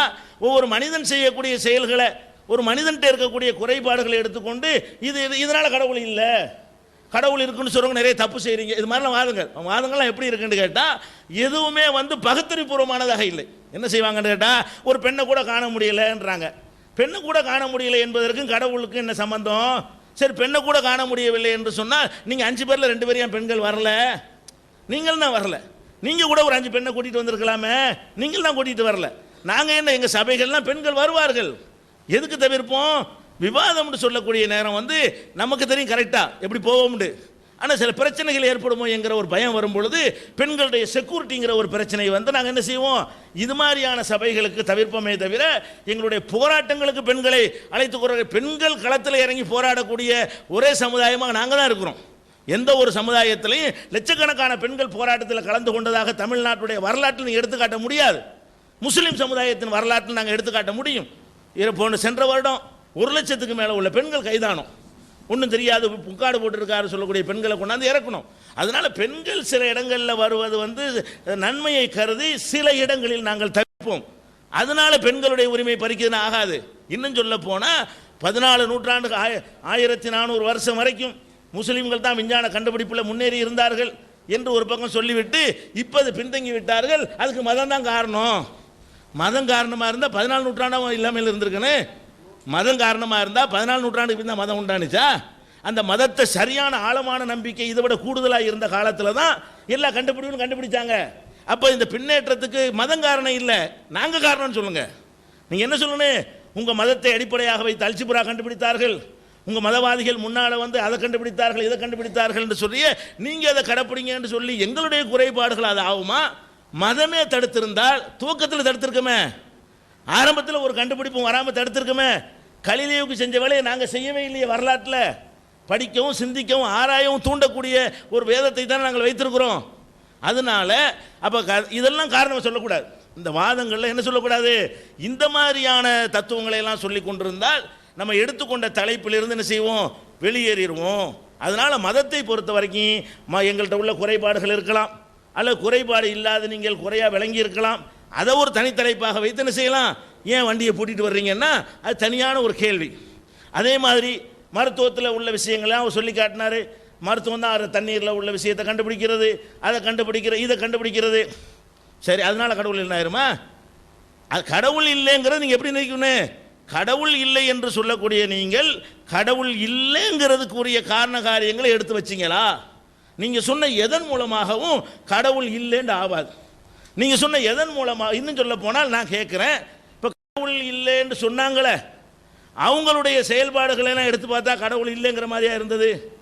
கடவுள் இல்லைன்னு சொல்லக்கூடியவர்கள் நினைஞ்சாங்க கல்லுக்கு அதே மாதிரி சிலையை வைத்தார்கள், அதே மாதிரி மாலை வைத்தார்கள் அப்படின்னு சொன்னால் அதுக்கு என்ன நீங்கள் பதில் சொல்லுவீங்க? அது 4வது தலைப்பு இருக்கிறது. அந்த தலைப்பில் நாங்கள் வரிசையாக கேட்போம். கடவுள் இல்லைன்னு சொல்லிக்கொண்டு மதவாதிகளை விட அதிகமான மூட நம்பிக்கை உங்கள்கிட்ட தான் இருக்கிறது என்பதை தகுந்த ஆதாரத்தோடையும் தகுந்த டெக்ஸ்ட் ஆதாரங்களோடையும் நாங்கள் என்ன செய்வோம்? எடுத்து காட்டுவோம். அப்போ அது தலைப்புகளை நீ பொறுத்த வரைக்கும் நீங்கள் தெளிவாக விளங்கி கொள்ள வேண்டும். நாம் எடுத்துக்கொண்டிருக்கிற தலைப்பு கடவுள் இருக்கிறானா இல்லையா? நாங்கள் கடவுள் இருக்கிறான்னு நம்புகிறோம். எதை வச்சு நம்புகிறோம்? நாங்கள் ஒரு சிம்பிளான லாஜிக் தான். இதுக்கு மறுப்பு நீங்கள் சொன்னீர்களே ஆனால் அதுக்கு பெரிய அளவில் உள்ள அறிவியல் விஷயங்கள் நாங்கள் எடுத்து போடுவோம். ஒரு பொருள் இருந்தால், இந்த அருகு ஒரு பொருள் என்றால் இது வந்து தன்னால் வந்து இருக்காது, இதை ஒருத்தன் படைச்சு தான் வந்திருக்கும். அந்த படைச்சவனை நம்ம பார்க்காவிட்டாலும் சரி, அவன் யாருன்னு நமக்கு தெரியாவிட்டாலும் சரி, அவன் வந்து கெட்டவனாக கூட இருந்தாலும் சரி, அவன் இது வந்து தன்னால் வந்திருக்காது. இந்த ஒரு மைக்கை நான் பார்க்கிறேன் என்று சொன்னால் இதான பகுத்தறிவு என்பது. மைக்கை பார்த்துட்டு மைக்கை மட்டும்தான் நம்பினால் அது சாதாரண ஐம்புலன் உள்ளவர்கள் செய்கிற வேலை. இதில் இருந்து நம்ம என்ன சிந்திக்கணும்? இது போல விஷயங்கள் இருக்குது, இது விவரமான ஒருத்தன் கண்டுபிடிச்சிருப்பான், விவரமான ஒருத்தன் தயாரிச்சிருப்பான் அப்படின்னு நம்ம நினைக்கிறோம். அவனை பார்க்காவிட்டாலும், அவனை பற்றி கேள்விப்படாவிட்டால் கூட நம்ம என்ன செய்கிறோம்? எந்த நாலேஜ் இல்லாத ஒருத்தன் கூட என்ன செய்வோம்? அதை நம்பிடுவான். இதை விட்டுருங்க, இந்த இருக்குது, இந்த ஒரு முன்னாடி ஒரு போடியம் போட்டிருக்கிறோம்னு சொன்னால் இது எப்படி வந்தது? அதான் வந்துருச்சு, அதான் ஒரு மரம் 2 அறுத்துச்சு, அதான் பலகையை அரிக்கிருச்சு, அதான் ஆணியை ரிப்பீட் பண்ணிச்சு, அதான் வந்து அதான் உட்காந்துக்கிருச்சுன்னா என்ன செய்வோம்? லூசும்பமா இல்லையா? அப்போ நம்ம என்ன பண்ணுறோம்? இந்த உலகத்தில் எதை பார்த்தாலும் ஒரு படைப்பாளன் இல்லாமல் வந்தது இல்லை, படைப்பாளன் இல்லாமல் உருவாவது கிடையாது அப்படிங்கிறத நீங்கள் பார்க்குறீங்க. இதுதான் பகுத்தறிவு. பகுத்தறிவுங்கிறது என்ன? இதையெல்லாம் பார்த்து விட்டு இதிலேருந்து அதை படைத்தவனை கண்டுபிடித்தல் என்பது பகுத்தறிவுக்கு அப்பாற்பட்டதா? அதுதான் சரியான பகுத்தறிவு. அந்த நேரத்தில் இது என்னன்னு கேட்கும் பொழுது, இது ஒருத்தன் படைச்சான் என்பது பகுத்தறிவா? எனக்கு தெரியாது, யாருன்னு தெரியாது, அதனால் படைக்கலை அப்படிங்கிறது பகுத்தறிவா? இதை பற்றி கேள்வி கேட்குறோம். யாருமே படைக்கலை அப்படின்னா பகுத்தறிவா? எனக்கு அதை பற்றி தெரியலைங்கிறது பகுத்தறிவா? அல்லது படைச்சான் என்று சொல்லுவோம், எனக்கு தெரியாட்டாலும் ஒருத்தன் படைச்சி இருப்பான் என்பது பகுத்தறிவா? அப்போ இது மாதிரி தானே நீங்கள் எல்லாத்தையும் சிந்திக்கணும். இந்த அண்ட சராசரத்தை எடுங்க, அகிலத்தை எடுத்துக்கொள்ளுங்கள், அதெல்லாம் படைப்பாளன் இல்லாமல் அதுவாக உண்டாச்சு என்று சொல்வீர்களே, ஆனால் அதுவா எப்படி உண்டாகும் என்பதற்கு நீங்கள் அறிவியல் பூர்வமாக காரணத்தை எனக்கு சொல்ல வேண்டும். அதுவா எப்படி உண்டாகும்? அதுவா உண்டாவது அறிவியல் ஒத்துக்கொண்டிருக்கிறதா? அறிவியல்ல அதுவாக உண்டாகும் என்பதற்கு ஒரு கான்செப்ட் இருக்கிறதா? இல்லை. எந்த ஒரு பொருளையும் உங்களுக்கு உருவாக்கவும் இயலாது, அழிக்கவும் இயலாதுங்கிறது தானே அறிவியலில் முதல் கண்டுபிடிப்பே. அறிவியலுடைய அரிச்சுவடியே என்ன? எந்த பொருளையும் உங்களுக்கு உண்டாக்கவும் முடியாதுங்க உலகத்தில். எந்த பொருளையும் அழிக்கவும் இயலாது, மாற்ற தான் இயலும். இதை போட்டு ஒரு தூளாக்குனா தூளுங்கிற மாறி போயிருதா இல்லையா? எரிச்சு சாம்பலாக்குனா சாம்பலாகவோ தண்ணியாகவோ மாறி போயிருதா இல்லையா? இதை வேற ஒன்றா நீங்கள் மாறுமே தவிர எந்த ஒரு பொருளையும் இல்லாமலும் ஆக்க முடியாது, இல்லாத ஒன்றிலிருந்து உண்டாக்கவும் இயலாது. அப்போ இல்லாத ஒன்றிலிருந்து உண்டாக்க இயலாது என்பதுதான் அறிவியல் என்று சொன்னால், அப்போ நீங்கள் இந்த அண்ட சராசங்கள் இவ்வளோ பெரிய பிரம்மாண்டமான பொருள்கள் அதுவாக உண்டாக்கி கொண்டது என்று நீங்கள் நிறுவனால்தான் படைக்கலண்டு ஆகும். நீங்கள் என்ன நிறுவனம்? இந்த அனைத்துமே அதுவாகத்தான் உண்டானது, அதுவாக உண்டாக்கி கொள்கிற அளவுக்கு அதுக்கு அறிவு இருந்தது, அதுவாக உண்டாக்கி இதுவாக உண்டாயிருச்சுன்னு எப்போ சொல்லணும்? இதுக்கே ஏதோ மூளையெல்லாம் இருந்து, இதுக்கே ஒரு அறிவுலாம் இருந்து, இதுவே தன்னை டெவலப் பண்ணி கொள்ளக்கூடிய தன்மை படைச்சதாக இருந்தால் கூட கொஞ்சம் அறிவு ஏற்றுக்கணும். அதுக்கு மூளை இருக்கலப்பா, அதை வச்சு உண்டாக்கிருச்சுன்னு சொல்லி இது ஒரு இளவும் கிடையாது. இதில் நம்ம என்ன செய்யறோம், இதுவே இது தன்னைத்தானே உருவாக்கி கொண்டது அப்படின்னு சொன்னால் நம்ம நம்புகிறோமா? நம்புறது இல்லை. அப்போ அறிவு இல்லாத, சிந்திக்கிற ஆற்றல் இல்லாத, வெறும் ஜடப்பொருளாக இருக்கக்கூடிய மனிதனுக்கு இருக்கிற ஆற்றல் கூட அது கிடையாது. சூரியனுக்கோ சந்திரனுக்கோ இந்த யூனிவர்ஸுக்கு இந்த பிரபஞ்சத்துக்கு என்ன கிடையாது? மனிதனுக்கு இருக்கிற அறிவு அதுக்கு இருக்குதா? கிடையாது. அப்போ ஒன்றுமில்லாத ஒன்று அதுவாக உண்டானது, அதுவாக பெருசானது, அதுவாக டெவலப் ஆகி கொண்டது, அதுவாக அதற்குரிய சக்திகளை அதற்குள்ளே உண்டாக்கி கொண்டது. இன்னும் என்னென்னலாம் இருக்குன்னு கண்டுபிடிக்கிறான். அம்புட்டுமே அதுவாக அதுக்குள்ளே உண்டாக்கி கொண்டது. இது பகுத்தறிவா? இப்படி உண்டாயிருக்க முடியாது என்பது பகுத்தறிவா? அப்போ நீங்கள் என்ன பண்ணணும், இந்த உலகத்தில் உள்ள அண்ட சராசரங்கள் அனைத்துமே அதுவாகத்தான் உண்டானது என்பதற்கு அறிவியல் பூர்வமான சான்றுகளோட ஆதாரங்களோட நீங்கள் நிறுவவில்லை என்று சொன்னால், தன்னால் ரெண்டு தானே இருக்குது, அதுவாக உண்டானுச்சு ஒருத்தன் படைச்சானா. நீங்கள் என்ன செய்வீங்க? அப்போ கடவுளை யார் படைச்சான்னு கேட்பீங்க, அது தனி விஷயம். கடவுளை யார் படைத்தார் என்று கேட்பீர்களே, அதுக்கு ஆன்சர் இருக்கிறது. அதே கேள்வியை கடவுள்கிட்ட கேட்கலாமா நீங்கள் கேட்பீர்களே, ஆனால் நீங்கள் எந்த முறையில் கேட்கிறீர்களோ அதுக்கு ஆன்சர் வச்சுருக்கிறோம். ஆனால் கேள்வி என்ன, இதெல்லாம் படைக்கப்பட்டுச்சா இல்லையா? படைக்கப்படலைன்னா நீங்கள் ரெண்டு தான் உங்களுக்கு பதில் சொல்லணும். இந்த அண்ட சராசரங்களை எல்லாம் கடவுள் படைச்சாருன்னா அது ஒரு டாபிக், படைக்கலைன்னா அது என்ன? நாங்கள் அதை வச்சு தான் கடவுள் நம்புகிறோம். எதை வச்சு நம்பலை? புராண இதிகாசங்களை நம்பி நாங்கள் நம்பலை, கட்டுக்கதைகளை வச்சு நாங்கள் நம்பலை. நாங்களும் கடவுள் மறுப்பு என்ற நிலையில் ஒரு காலத்தில் இருந்தவர்கள் தான். அது தப்புன்னு விளங்கி வந்திருக்கிறோம். முதல்ல கடவுளில் இருந்தோம், அப்புறம் இவங்க சொல்கிறலாம் சரியில்லைன்ற உடனே மக்கள் மதம் சொல்கிறதல்ல, இவங்க தப்பாக மதத்தை சொல்லி தந்ததுனால அதெல்லாம் கிடையாதுன்னு போனோம். அப்புறம் சிந்திச்சு பார்த்தோம், அப்புறமேல் நாங்கள் நீங்கள் உங்களை விட்டு போயிட்டு வந்தாங்க தான் நாங்கள். அதனால் கடவுள் மறுப்பில் நீங்கள் சொல்லக்கூடிய அத்தனை வாதங்களும் தப்புங்கிறது எங்களுக்கு தெளிவாக விளங்கி தான் நாங்கள் வந்திருக்கிறோம். அப்போ என்ன பிரச்சனை? இதுதான் நீங்கள் ஆய்வு செய்ய வேண்டிய விஷயம். எது இல்லை? நடைமுறைகள் இல்லை. எந்த நடைமுறை? மனிதர்களுடைய நடைமுறையை பார்த்து படிக்காமல் இருக்கிறாங்க, அதனால் சண்டை போட்டுக்கிறாங்க. சரி, அப்போ சண்டை போட்டுக்கிறாங்க, அதனால கடவுள் இல்லை. சண்டை போட்டால் கடவுள் என்ன ஆயிருமா? சண்டை போட்டால் அவன் சரியா இல்லைன்னு சொல்லிட்டு போங்க. ஏன் மதத்துக்கு வெளியே உள்ளவங்க சண்டையே போடலையோ? கம்யூனிஸ்ட்டுகள் லெஃப்ட் ரைட் அடிச்சுக்கிட்டதுலாம் வரலாறுல மறந்தா போச்சு. கடவுள் இல்லை என்று சொன்னதானே அவ்வளோ பேர் அடித்து ஸ்டாலின் கொன்றார். மதவாதிகளால் கொல்லப்பட்டவர்களை விட மதம் இல்லை என்று சொல்லப்பட்டவர்களால் கொல்லப்பட்டவர்கள் தானே வரலாற்றில் அதிகம். இரும்பு திரை போட்டு ஒரு காலத்தில் மறைச்சி வச்சதுனால தெரியாமல் இருந்தது. அவருடைய இரும்பு கோட்டையை போட்டுக்கொண்டு அங்கே என்னென்னலாம் பண்ணினார்கள். இங்கே கூட கடவுள் இல்லைன்னு சொல்லக்கூடியவர்கள் எதுக்காக வேண்டி 2-3 குரூப்புகளாக, இங்கே சின்ன குரூப்பு, அதிலே 3 குரூப்பாக பிரிஞ்சிட்டீங்க. ஒரு பகுதியில் கழகங்கிறீங்க, அந்த புஸ்தகத்தையே பிரச்சாரம் பண்ணுறதுக்கு ஒருத்தர் தடுக்கிறாரு, அவர் கடவுள் மறுப்பில் இருக்கிறேங்கிறாரு. மாவோயிஸ்டுகள் இன்னைக்கு என்ன செய்கிறாங்க? மாவோயிஸ்டுகள் யாரை எதிர்க்கிறாங்க? அந்த அவங்களுக்கு தாய் சபையாக இருக்கக்கூடிய கம்யூனிஸ்டை எதிர்க்கிறாங்க. ஒரு அதிசயத்தையே மேற்கு காலத்தில் பார்க்குறோம். கம்யூனிஸ்ட்டை சொல்லக்கூடியவர்கள் டாட்டாவுக்கு சப்போர்ட்டாக இருக்கிறார்கள், மக்கள் கம்யூனிஸ்டாக மாறுறார்கள். இப்போ மக்கள் கம்யூனிஸ்டாக மாவோயிஸ்ட்டு என்ன செய்கிறாங்க? மக்கள் மாறுறாங்க, கம்யூனிஸ்ட் என்ன செய்கிறாங்க? பணக்காரனுக்கு சப்போர்ட்டாக இருக்காங்கிறீங்க. இல்லை, குழப்பம் அங்கேயும் தானே இருக்குது. அதனால் சித்தாந்தத்தை நீங்கள் பேசணும், சித்தாந்தம் பேசணும், மனிதனை வச்சுட்டு பேசக்கூடாது. மனிதனில் பல மாதிரி இருப்பான். அப்போ உங்களில் என்ன செய்கிறீங்க? அவர் பெரிய கோடி ரூபாய் சேர்த்து சுமத்துறீங்க. அப்போ இதெல்லாம் அங்கே இருக்கப்ப அப்போ கடவுள் மறுப்புன்றோட கரெக்டாக இருப்பாங்க. என்ன சொல்கிறாங்கன்னா, நீங்கள் கடவுள் இல்லைங்கிறீங்க, உங்கள் மேலாம் கேஸே இல்லை, கேஸ் நிறைய இருக்குது. நாங்கள் கடவுள் இல்லைங்கிற எங்கள் மேலே கேஸ் இல்லை. நம்பருக்கு தகுந்த மாதிரி கேஸ் விடுவோம். முஸ்லீம் கம்மியான நம்பராக இருந்தால் அவனுக்கு கம்மியான கேஸ் இருக்குது, இந்துக்கள் நிறைய இருந்தால் அவங்களுக்கு அதிகமான கேஸ் இருக்குது. நீங்கள் விரல் விட்டு மைக்ரோவில் இருக்கிறீங்க, அது மாதிரியான ரெக்கார்டு ஆகுறது கிடையாது. 1-2 கேஸ் அங்கிட்ட அப்படி வரும். அதனால் இதாக ஒரு அளவுகோல். அப்போ நீங்கள் உலக அளவில் எடுக்கணும். அப்படி பார்த்தீங்கன்னு சொன்னால், இப்படி சொன்னவர்களை உலக அளவில் எடுத்து நம்பர் எடுத்து பார்த்தீங்கன்னா அதிகமான கேஸுகள் இருக்குது. இன்னும் சொல்ல போனால் கேஸு போடுறது வச்சு தீர்மானிக்க இயலாது. கண்ணு முன்னாடி எல்லாம் நமக்கு தெரிகிறது. இந்த காசு பணம் என்பதற்காக வேண்டி எல்லா விதமான தார்மீக நெறிகளையும் மீறக்கூடியவர்கள் எல்லா பக்கத்திலும் இருக்கிறார்கள். அப்போ நீங்கள் என்ன பண்ணணும்? இவங்கெல்லாம் சரியில்லைன்ட்டு போங்க, கொள்கைக்கு வராதிங்க. கடவுள் மறுப்பு கொள்கைக்கெல்லாம் இது என்ன செய்யக்கூடாது, ஆதாரமாக காட்டவே கூடாது என்பதுதான் அடிப்படையான விஷயம். அதனால் நாங்கள் தெளிவாக எடுத்து வைக்கிறோம். இந்த அண்ட சராசரங்களை, இந்த கோள்களை, இந்த கேலக்சியை, இந்த பிரபஞ்சத்தை, இந்த யூனிவர்ஸ் நிறைய இருக்குங்கிறான், அவ்வளவும் தன்னால் உருவாக இல்லை. அறிவியல் பூர்வமாக தன்னால் உருவாக முடியவே முடியாது. அப்போ அதுக்கு ஒரு படைப்பாளன் தேவை என்பதுதான் இன்றைக்கு விஞ்ஞானிகள் கண்டுபிடித்து சொல்லியிருக்கக்கூடிய ஒரு சித்தாந்தம் என்பதை நாங்கள் அழுத்தம் திருத்தமாக நிறுவுகிறோம். 1. 2வதாக அவங்களுடைய இந்த கடவுள் மறுப்புக்குள்ளவர்களுடைய ஆதமெல்லாம் என்ன தெரியுமா? மனுஷன் குரங்குலேருந்து வந்தான், அது கடவுள் படைச்சான்னு வரக்கூடாதான், வேற ஒரு காரணமும் கிடையாது.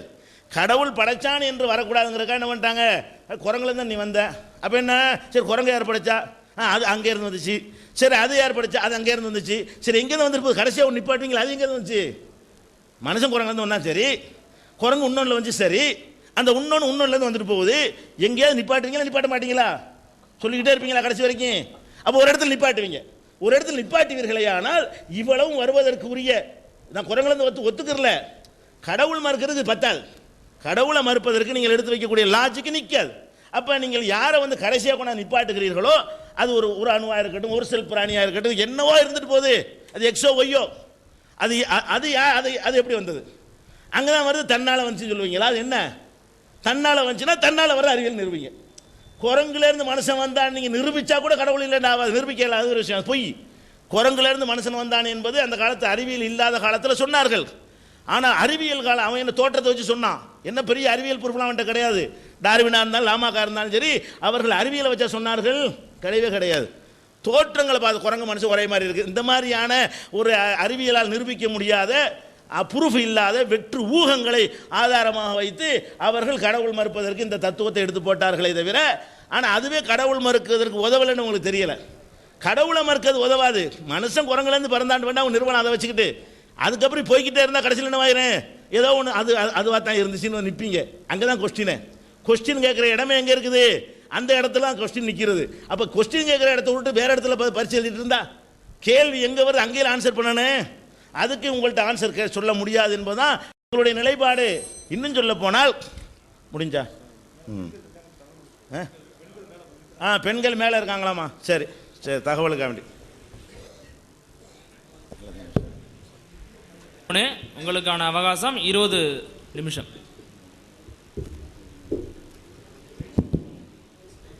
உங்களுக்கு எப்படி உயிர் உருவாச்சு அதை பற்றி ஏன் பேசல, எப்படி அகடங்கள் உருவாச்சு அதை எப்படி பேசல அப்படின்னு பல இது சொல்லிட்டு இருக்காரு. அறிவியல் ரீதியாக செயல்பட்ட அடிப்படையில் 3 பேரே சயின்டிஸ்ட் பேரை இங்கே தெரிவிக்க விரும்புகிறேன். ஸ்டீஃபன் ஹாக்கிங்ஸ், பிறகு ரிச்சர்ட் டாக்கின்ஸ், பிறகு டார்வினோட தியரியை வந்து இப்போது இருக்க ஜெனட்டிக் மெட்டீரியலில் கன்ஃபார்ம் பண்ணி மரபு ரீதியான அணுக்கள் எப்படி உருவாச்சுன்னு ப்ரூவ் பண்ண சர் ரிச்சர்ட் ஆட்டன்பர்க், நோபல் லாரட்ஸ் வாங்கினவங்க, 3 பேர் நோபல் பிரைஸ் வாங்கினவங்க. இவங்க அடிப்படை தத்துவங்களை விளக்கிறதுக்காக தென்னந்தெளிவாக உடச்சி தள்ளிட்டாங்க. மோனோதீசிஸ், அதாவது ஒரு கடவுள் தான் எல்லாத்துக்கும் ஒரு உருவாக்கம், அப்படி கிடையாது, எப்படி உருவாச்சு ஏன் உருவாச்சுன்னு தெளிவாக ஆச்சு, எக்ஸ்பெரிமெண்ட் பண்ணி ப்ரூவ் பண்ணிட்டாங்க. அதுக்கான முதல் அடிப்படை லைட்ஸ் ஆஃப் பண்ணுங்க, கிளாரிட்டி கொஞ்சம் வேணும். இது தெரியும், ஒரு ஃபேமஸ் லைட்ஸ் ஆஃப் பண்ணிட்டுங்க. அப்படியா, இங்கே நல்லா தெரியாதுல்ல உங்களுக்கு, கொஞ்சம் பின்னாடி தந்துங்க. ஓகே, பார்த்தீங்கன்னா வெவ்வேறு குரங்குகளோட மனுஷன் வந்தார்னு சொல்கிறத ஐயா சொல்ல, குரங்குலேருந்து மனுஷன் இல்லை, குரங்குகளோட டிசெண்டன்ஸ்ல தான் வந்திருக்கும். குரங்குகள் நம்ம கசின் பிரதர்ஸ். குரங்குலேருந்து நேரடியாக மனுஷன் வர்றது சொல்கிறத வந்து பழங்காலத்து வாதம் சொல்ல ஒத்துக்கிறேன். ஆனால் குரங்குகளோட மனுஷனுக்கும் ஒரு காமன் டிசெண்டன்ஸ் ஹோமினிட்ஸ் இருந்தோம். ஹோமினிட்ஸ் வந்து வேறுபடுத்தி டிஃப்ரென்ஷியேட் பண்ணி மனுஷனாக ஒரு பக்கம் பாதை போச்சு. ஒன்று மரத்தில் ரீட்டைன் ஆச்சு, அது மங்கீஸாக டெவலப் ஆச்சு. இப்போ இதான் famous president George W Bush, அவரோட ஹியூமன் ரியாக்ஷன்ஸும் சிம்பன்சி ரியாக்ஷன்ஸும் சிம்லராக இருக்க ஒரு சின்ன காமெடிக்கான ஒரு படம். அடுத்த நெக்ஸ்ட் ஸ்லைட். இவர் தான் பாகிஸ்தான் சேர்ந்த பர்வேஷ் பர்தாய். இவர் சொல்கிறது என்னன்னா, நோபல் பிரைஸ் வாங்க நோபல் ஃபிசிஸ்ட். இவர் என்ன சொல்றாருன்னா, இப்போ இருக்கிற அறிவியல் பயிற்சி குரானில் நடக்கிற உண்மைகளை நியாயப்படுத்துறதுக்காக நேரத்தை செலவழிக்கிறோம், வீணடிக்கிறோம், அது இல்லை நம்ம வேலை. இன்னும் பெரிய பெரிய அறிவியல் கண்டுபிடி எங்கள் சமுதாயத்தில் வரும் அப்படின்னு சொல்கிறாரு. அடுத்த ஸ்லைட் பாருங்க. அதாவது ஐயா சொன்னார், அதாவது அப்போ இருக்கிற பெரிய பெரிய கண்டுபிடிப்புகள் கடவுள் இல்லாமல் கடவுள் மறுப்பு கொள்கை சொல்லி தான் வந்ததா, அப்போ கடவுள் நம்பினதானே வந்ததுன்னு சொன்னார். இல்லை, அப்போ புரட்சியாளர்கள் இருந்திருக்காங்க. ஐயா முன்னாடி சொன்ன போது வெளியே போயிட்டு சண்டை போட்டு வெளியே போன மாதிரி அப்போ மக்கள் சண்டை போட்டு தான் கேள்வி எழுப்பி தான் அடிப்படையை கேள்வி கேட்டு தான் அறிவியல் கண்டுபிடிப்பு வந்துருக்காங்க. இவர் டர்க்கியின் முதல் பிரசிடென்ட். இவர் அழகாக சொல்கிறாரு, எனக்கு மதம் கிடையாது, அப்படி மதம் இருந்தால் கடலை போட்டு தான் மிதிப்பேன் அப்படின்றாரு. டர்க்கியை வந்து ஒரு அறிவியல் நோக்கு பார்வையில் ஒரு வளம் பெருமை நாடாக வளர்த்துக்கு எனக்கு அறிவியல் பாதை தான் தேவை என்று முழுமையாக சொன்னவர் டர்க்கியோட பிரசிடென்ட். அடுத்தது அப்துல்லா மஹாரி. இவர் வந்து கோல்டன் ஏஜ் ஆஃப் இஸ்லாம், அதாவது 90லேருந்து 13ஆம் நூற்றாண்டில் ஒரு மாபெரும் சிரியன் போயட். அவர் கண்ணு தெரியாதவர். அவர் என்ன சொல்றாரு, எப்பப்பெல்லாம் ஒரு புக்குன்னு அடிப்படையில் நீங்கள் வந்து ஒரு ஃபார்மேட்டும் பண்ண முடியாது. ஒரு புக்குனா ஒரு மாத்திரை மாதிரி எக்ஸ்பைரி டேட்டான மாத்திரைன்னா தூக்கி போடுறது இல்லையா. ஒரு புக் அந்த காலத்துக்கு ஏற்ப அப்போ ரிலவெண்ட்டாக இருந்தது, இந்த காலத்துக்கு ஏற்ப எப்படி வரும்னு அந்த காலத்தையே கேள்வி கேட்டார். அப்போ கேள்வி கேட்டப்போ சொல்கிறாரு, நான் உலகத்தில் ரெண்டு மனுஷன் தான் பார்க்குறேன். ஒன்று மதத்தை நம்பாத புத்திசாலி மனுஷன், ஒன்று மதத்தை நம்பிய முட்டாள்கள் அப்படின்னு அழகாக சொல்கிறார். அவர் என்ன சொல்கிறார், மதம் என்பது ஒருத்தர் பழங்காலத்தில் ஒரு மாபெரும் மாசஸ், அதாவது கூட்டத்தை அடிமை பண்ணுறதுக்காக உருவாக்கப்பட்ட சதின்னு அப்துல்லா மாதிரி வந்து அந்த ரினைசன்ஸ் பீரியடில் கேள்வி கேட்டார்.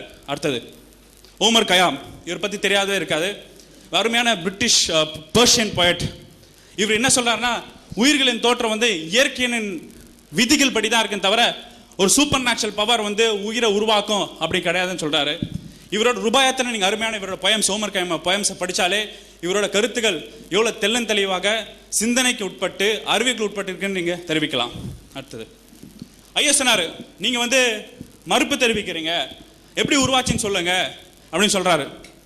பிக் பேங் தியரியை வந்து 1997ஆம் ஆண்டு ஸ்டீஃபன் ஹாக்கிங்ஸ் வந்து அந்த தியரி வந்து ப்ரூவ் பண்ணார். இப்போ ஒரு சின்ன வீடியோ பிக் பேங் தியரி எப்படி உருவாச்சுன்னு உங்களுக்கு காட்டுறேன். மேசிவ் எக்ஸ்ப்ளோஷன் உருவாக்கம், 2 புரோட்டான் பார்ட்டிகல் இடிக்கும் போது மேசிவ் எக்ஸ்ப்ளோஷன் உருவாக்குறதுல ஒன் எக்ஸ்பெரிமெண்ட் தான் அது. சொல்றீங்க, ஆங்கிலம் புரியும் நினைக்கிறேன்.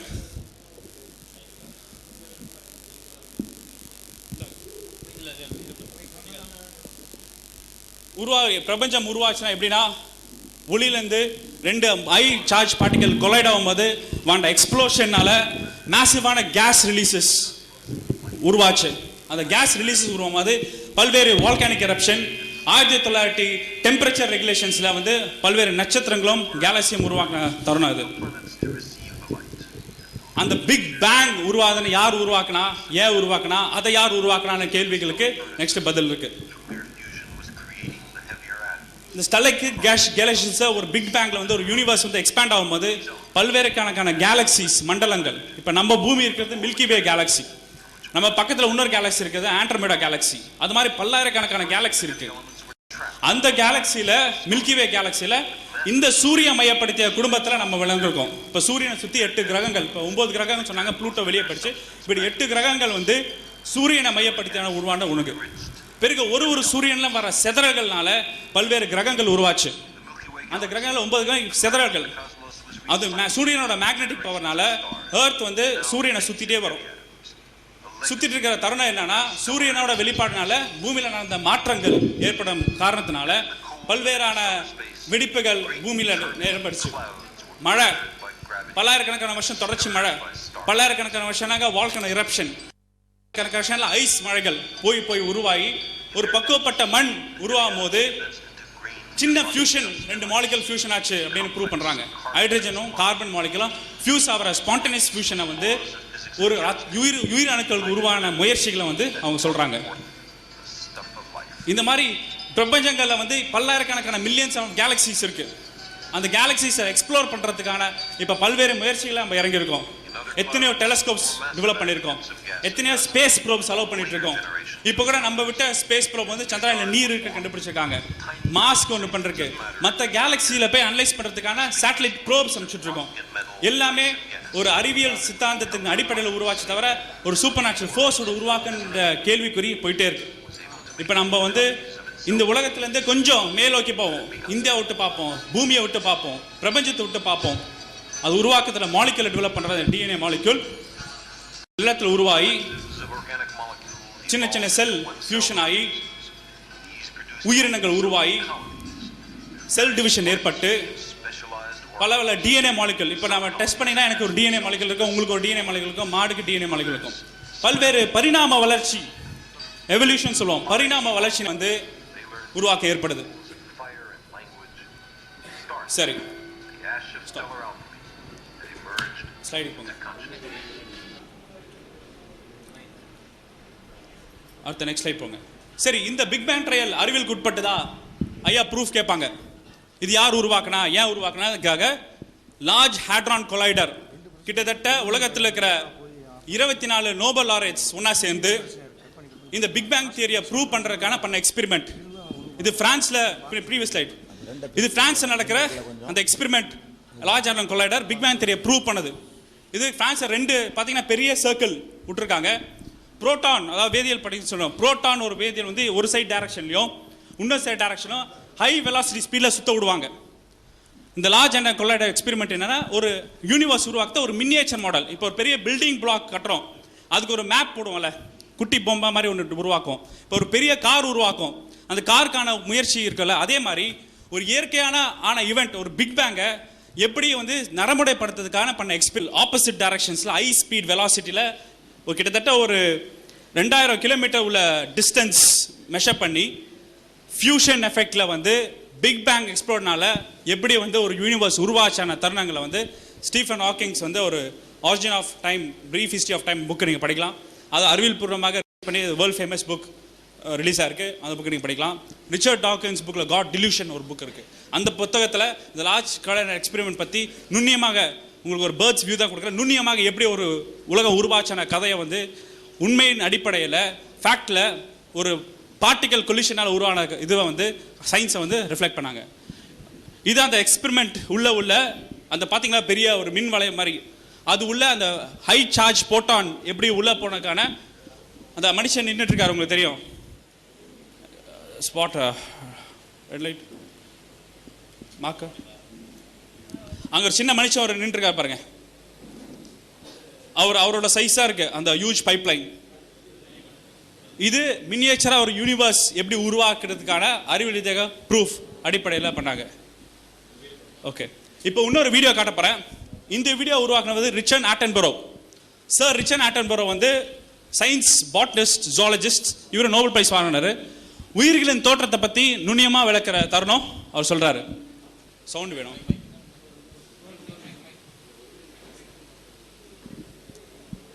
இந்த மைக் சவுண்ட். அவர் எப்படி சொல்றாருன்னா, டார்வினோட ஆரிஜின் ஆஃப் ஸ்பீசிஸ் தெரப்பி இந்த கால ஜெனட்டிக்ஸில் வந்து எப்படி ப்ரூவ் பண்ணாங்க, அந்த ஜெனட்டிக்ஸ் தியரி ப்ரூவ் பண்ணுறதுக்கான அத்தியாட்சிகள் வந்து மரபு அணுக்கள், சுற்றுப்புற சூழல் எப்படி உருவாச்சு, பரிணாம வளர்ச்சி, ஒரு சின்ன கிருமியிலேருந்து எப்படி ஒரு மனிதனுக்கு உருவான வித்தியாச செய்திகளை வந்து வெளிப்படையாக சொல்கிறாங்க. ஸ்பீக்கர் இருக்கும், கனெக்ட் பண்ணுங்க ஸ்பீக்கர். அவர் என்ன சொல்றாரா, பல்லாயிரக்கணக்கான வருஷம் முன்னாடி கடல்களில் வந்து ஹைட்ரஜனும் கார்பன் மாலிக்யூல் ஃபியூஸ் ஆகி வந்த சுவாசிக்கிற தன்மை பெற்ற இது உருவாயிருக்கு. சவுண்ட். அப்புறம் பரிணாம வளர்ச்சி வரும்போது பைனரி ஃபிஷன் டிவிஷனால பல்வேறு அமைப்புகளில் செல் சிலிண்டர் ஃபார்ம்லையும் சர்க்குலர் ஃபார்ம்லையும் கடலுக்குள்ள உருவாச்சு. பிறகு அதுக்குன்னு ஒரு பாடி உருவாக்கம், சுவாசிக்கிறதுக்கு நீர் சுவாசிக்கிறதுக்கான பாடி உருவாக்கம் ஏற்பட்டு அதில் மைக்ரோஸ்கோப்பில் ரெஸ்பிரேஷன், அதாவது சுவாசிக்கிற நம்ம லங் எக்ஸ்பேண்ட் பண்ணுறோமா, அது மாதிரி ரெஸ்பிரேஷன் எக்ஸ்பேண்ட் ஆன முயற்சிகள் ஏற்பட்டது. பிறகு அடுத்த பரிணாம வளர்ச்சி வரும்போது பல்வேறு வகையான உருமாற்றங்கள் ஏற்பட்டது அந்த கடல் வாழ்வில். ஏன்னா அந்த காலத்துக்கு ஏற்ப உணவுக்கான சேர்க்கை தேவை. Some organisms became more mobile and developed a mouth that opened into a gut. Others had bodies stiffened by an internal rod. They, understandably, developed sense organs around their front end. Spine எப்படி, முதுகு தண்டு எலும்பு எப்படி உருவான கதையை அவர் reflect பண்றாரு.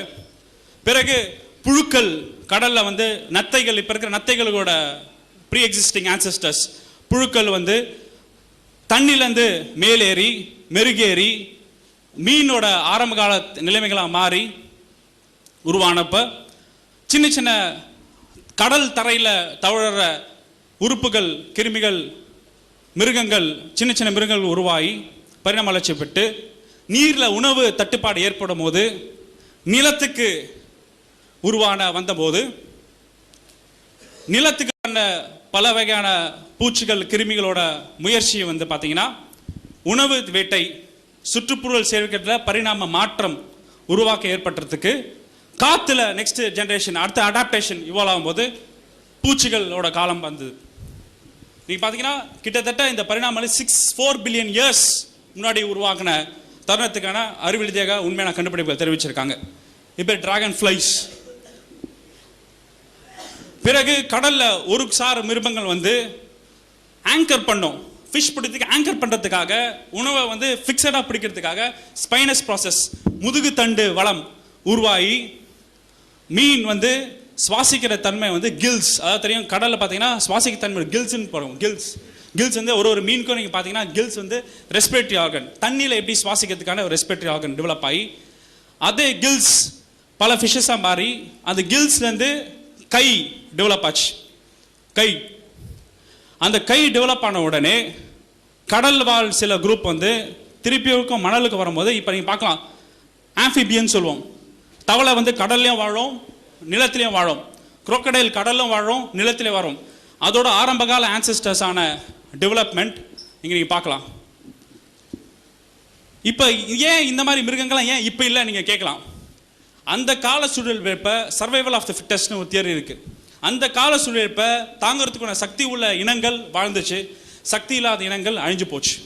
அதாவது அந்த இயற்கை சூழலுக்கு ஏற்ப வாழக்கூடிய தருணம் வாய்ந்த உயிரினங்கள் எதுவும் இல்லை. இந்த சூழலுக்கு ஏற்ப வாழ்ந்தனால தான் எங்களை வாழ்ந்துட்டு இருக்கோம் நம்ம.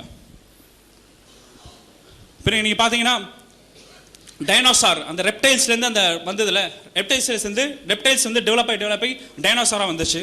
இந்த டைனோசார் என்ன ஆச்சுன்னா 65 மில்லியன் இயர்ஸ் முன்னாடி வந்து ஆஸ்ட்ராய்ட் தாக்குதல் ஏற்படுது. இதுவும் அமெரிக்காவில் மண்ணிலையும் ஆஸ்திரேலியா மண்ணிலையும் அந்த ஆஸ்ட்ராய்ட் தாக்குதல்னால டைனோசார் இனம் முழுமையாக அழிக்கப்பட்டது. இந்நேரம் டைனோசார் இனம் அந்த ஆஸ்ட்ராய்டு எஃபெக்ட்னால உழியலைன்னா மனிதன் உருவாயிருப்பானே ஒரு சந்தேகம். இப்போ டைனோசார் ஆளுங்க எக்ஸிஸ்டண்டாக இருக்காங்கன்னா பறவைகளோட தான் டைனோசரோட ப்ரீ எக்ஸிஸ்டிங் ஆன்செஸ்டர்ஸ். இப்போ நீங்கள் பறவைகளை பார்க்கலாம், பறவைகளோட டிஎன்ஏ டெஸ்டிங் வழியாக நீங்கள் அனலைஸ் பண்ணி ஹிஸ்டாரிக்கலாக பார்த்தீங்கன்னா அது வரும். அப்புறம் இந்த டைனோசர் இருக்கும்போது சின்ன சின்ன உறுப்பு கிருமிகளாக மேமல்ஸ் சொல்கிறோம், பால் உணவு கொடுக்குற மேமல்ஸ் உருவான சின்ன சின்ன உறுப்புகளாக இருந்துட்டு பிறகு டைனோசர் போனதுக்கப்புறம் உணவு தட்டுப்பாடு மிகுதியாக உணவு ஏற்படும் தருணத்தில் கிடைக்கிறதுனால அதோட சைஸ் இன்க்ரீஸ் ஆச்சு. வார்ம் பெட்டட் அனிமல்களை வந்து ஆண் உறுப்புகளும் பெண் உறுப்புகளும் ஒரே வயிற்றிலே இருக்கும். அதோட சர்வைவலுக்காக அதை அடாப்ட் பண்ணிச்சு. ஸோ ஒரு இனமும் தன் நிலையை நிறுத்திக்கிறதுக்காக இனப்பெருக்கத்துக்காக சின்ன சின்ன அடாப்ஷன் உருவாக்கும் போது அந்த அடாப்ஷன் நினைக்கிற மாதிரி ஒரு 10 வருஷத்தில் 5 வருஷத்தில் 20 வருஷத்தில் இருக்காது. இயற்கை அடாப்ஷன் கிட்டத்தட்ட 500 வருஷம் 1000 வருஷம் அடாப்ட் ஆகி உருவாக்கம் மெருகேறி இன்னைக்கு ஒரு கம்ப்ளீட் ஹையஸ்ட் ஆர்டரில் நம்ம நிற்கிறோம். அதான் டார்வின் சொன்னார். அவர் கிட்டத்தட்ட ரொம்ப பயந்தவர். அவர் சொல்லும் போது சர்ச்சோட கண்டபிஷன் இது மாதிரி அறிவியல் ஆய்வுக்கு உட்பட்டு இது மாதிரி ஒரு ஃப்ரீடமெல்லாம் அவருக்கு டிபேட் பண்ணுறதுக்காகலாம் அவர்கிட்ட கொடுக்கல. பைபிளுக்கு எதிர்ப்பு சொன்னால் தூக்கில் போட்டுருவாங்க.